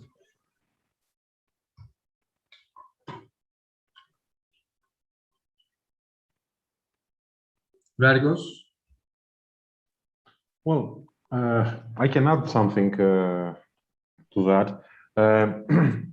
I don't know if the question was directed to our colleagues from Algeria and Jordan, but I can just contribute of what we're doing here in Greece. First of all, the theme mentioned is very important. And I think that's the future of our science, so of geomatics engineering in general, because everything now is becoming digital. It is all our methodologies, whether they are in situ or aerial or from space, they refer to large amounts of data, which become larger and larger and larger. So there are two main aspects that one should contribute to and one should handle. How these data are handled, so big data analysis, how they are stored, how they are processed, how they are archived. And the second one is the tools that we use to interpret this data. In that frame, we are trying in my department to introduce new courses. So as continuation of the geoinformatics, let's call them in general geoinformatics courses, new courses referring to big data analysis, and the use of new tools, whether they are spectral analysis tools or spatial analysis tools, that they can assist our students to interpret this data and get some products. The problem here is that these technologies, either they are geoinformatics or let's say tools for the data processing, they are very advanced in some aspects. And we refer to bachelor students, to undergraduate students. So the really difficult game, if I may use this word, is how you will translate something which is maybe very complex for undergraduate students through tools which are more or less ready so that they can be applied, because it's very difficult, as you all know, to teach these things to graduate students rather than undergraduate ones. So what we are trying now is to translate these advanced concepts into more simple ones. The web and the already available tools there, so modules which are ready in, for example, in JSON or Python or R, or tools which are ready on the web, like Snap, for instance, by ESA, are a very good medium in order to introduce our students both to how they should handle their data on the cloud and what kind of tools they can use, whether it is machine learning, AI, or advanced tools, in order to take advantage of this data. But the equation is not very easy to solve, because these are advanced aspects which are difficult for our undergraduate students to grasp. And last but not least, at least in Greece, the degree of surveying engineering that our students get after 5 years is connected to the employment, to the profession. So somebody who gets the degree of surveying engineer is registered automatically after some exams in the technical chamber. So we should not abolish the fundamental courses that provide this degree and that tie and that allow our students to enter in the market in the sake of more advanced concepts that maybe are difficult to be accumulated in the undergraduate program. Thank you. Thank you. Professor Obaydat, some few words before closing, please.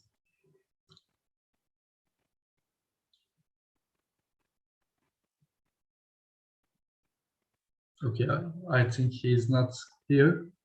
Okay, dear Maria, may you give some conclusion speech? Yeah, thank you very much for this. It was a very good event, and it was thanks to Nusret that he organized it very well.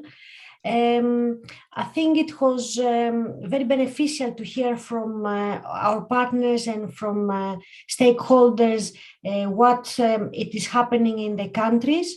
I think it is very important to notice that we all have a common aspect. We see all that geoinformatics engineering is evolving into more modern aspects. And really, nobody could think a few years ago that from total station, now we're talking about cloud surveying, okay?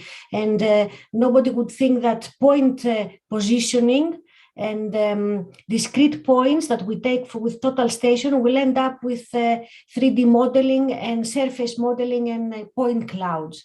So things are changing rapidly. We are in a very lucky position that geoinformatics engineering is taking advantage of technologies and software from perhaps other science domains, like electrical engineering, for example, that they provide us with tools, with data mining, with artificial intelligence, and so on. But I think our profession has seen that we are capable of adapting these tools to our benefit. an example I could say in my department is that from now on, we've started employing more and more electrical engineer professors rather than surveying professors, just because we are realizing that the tools that they can offer, they can be adapted nicely to our profession and provide very nice solutions. But we shouldn't forget what George said from Thessaloniki, that our profession is also cadastral, is also legal aspects of other domains of land. And we should also keep focus on these aspects and not only trying to implement all the new aspects. But of course, we have to modernize. There's no doubt about that. So I think we've learned quite a lot today. It was a very successful event. And I would like to thank from my position all the speakers and all the attendees. And we hope that we can get some nice conclusions from today to apply them to our project. Thank you very much from my side. And thank you, everybody. So I think we can close now. Everyone already got tired too much. Can I, Nosrat, I'm not sure. We have 1 minute, Professor. 1 minute, yes, please. Yes, Maria said something, part of what I want to say. However, I just want to say that this meeting was successful. However, I was expecting more of that because we still need to bridge the gap between theoretical aspects of academia and the practical aspects that what we see in our stakeholders' work, specifically the work of the companies, in fact, in regards for example, of iComputing or regarding iClouds, 3D mapping systems, and also that the other thing which we have to talk about is the laser scanning concept itself, that which should be adapted through our work in academia. In fact, I was about to ask our stakeholders a question. What do you think that we should, or we must, in fact, add to our curriculums in the academia right now in order to bridge this gap? That's the question. If somebody can ask this question, that would be great. Thank you. I think also, especially the stakeholders from Turkey and Greece already gave a detailed introduction for the next aspects, also from Turkish Land Registry and Cadastre Office, and gave a general overview of what's the future and what's the expected from the graduates. I think this will be also a good income for this meeting, also from Greek company, from the Polychronos. It was very interesting. He called the task point cloud engineering. That's really, I enjoyed too much this term. As we see now, computational geometric skills is very, very important in the field, as we see also from Hürjan. Maybe he will say something more. Maybe Hürjan, if you can make it in 1 minute, so because we have to close the session. Thank you very much. Yes, sure. Actually, I wanted to express myself in my presentation about what I expect typically from academia is to have grow up your students or teach them in practice and specialize them. So only by this way we can, as a business unit, professional business unit, we can get more from the new graduate students and put them into the work directly. Otherwise, after their graduation, what I realized is we need to also teach many things at the practice side, so it will be hesitate to hire new graduate students. So instead of investing in new students, I typically, let's say, prefer to give more salary to an experienced one and not get the risk. So this is what I'm expecting from the academia. Thank you. Thank you very much, Hürjan. Yes, everyone. I thank you again for all your time, interest, and support contribution. Hope we meet again, maybe face to face after this pandemic, maybe during this pandemic, because the situation is getting maybe much relaxed and much suitable for travel. So maybe in near future, we discuss these issues face to face in our project activities. Thank you very much again, and have a nice evening to all, and enjoy your time. Goodbye to all. Thank you. Thank you, Bye. Nusret. Thank you for the organization. Congratulations, Thank you. Nusret. Thank you. Bye. All the best. Bye. Thank you. Bye. Goodbye. Thank you very much. Bye bye for everybody.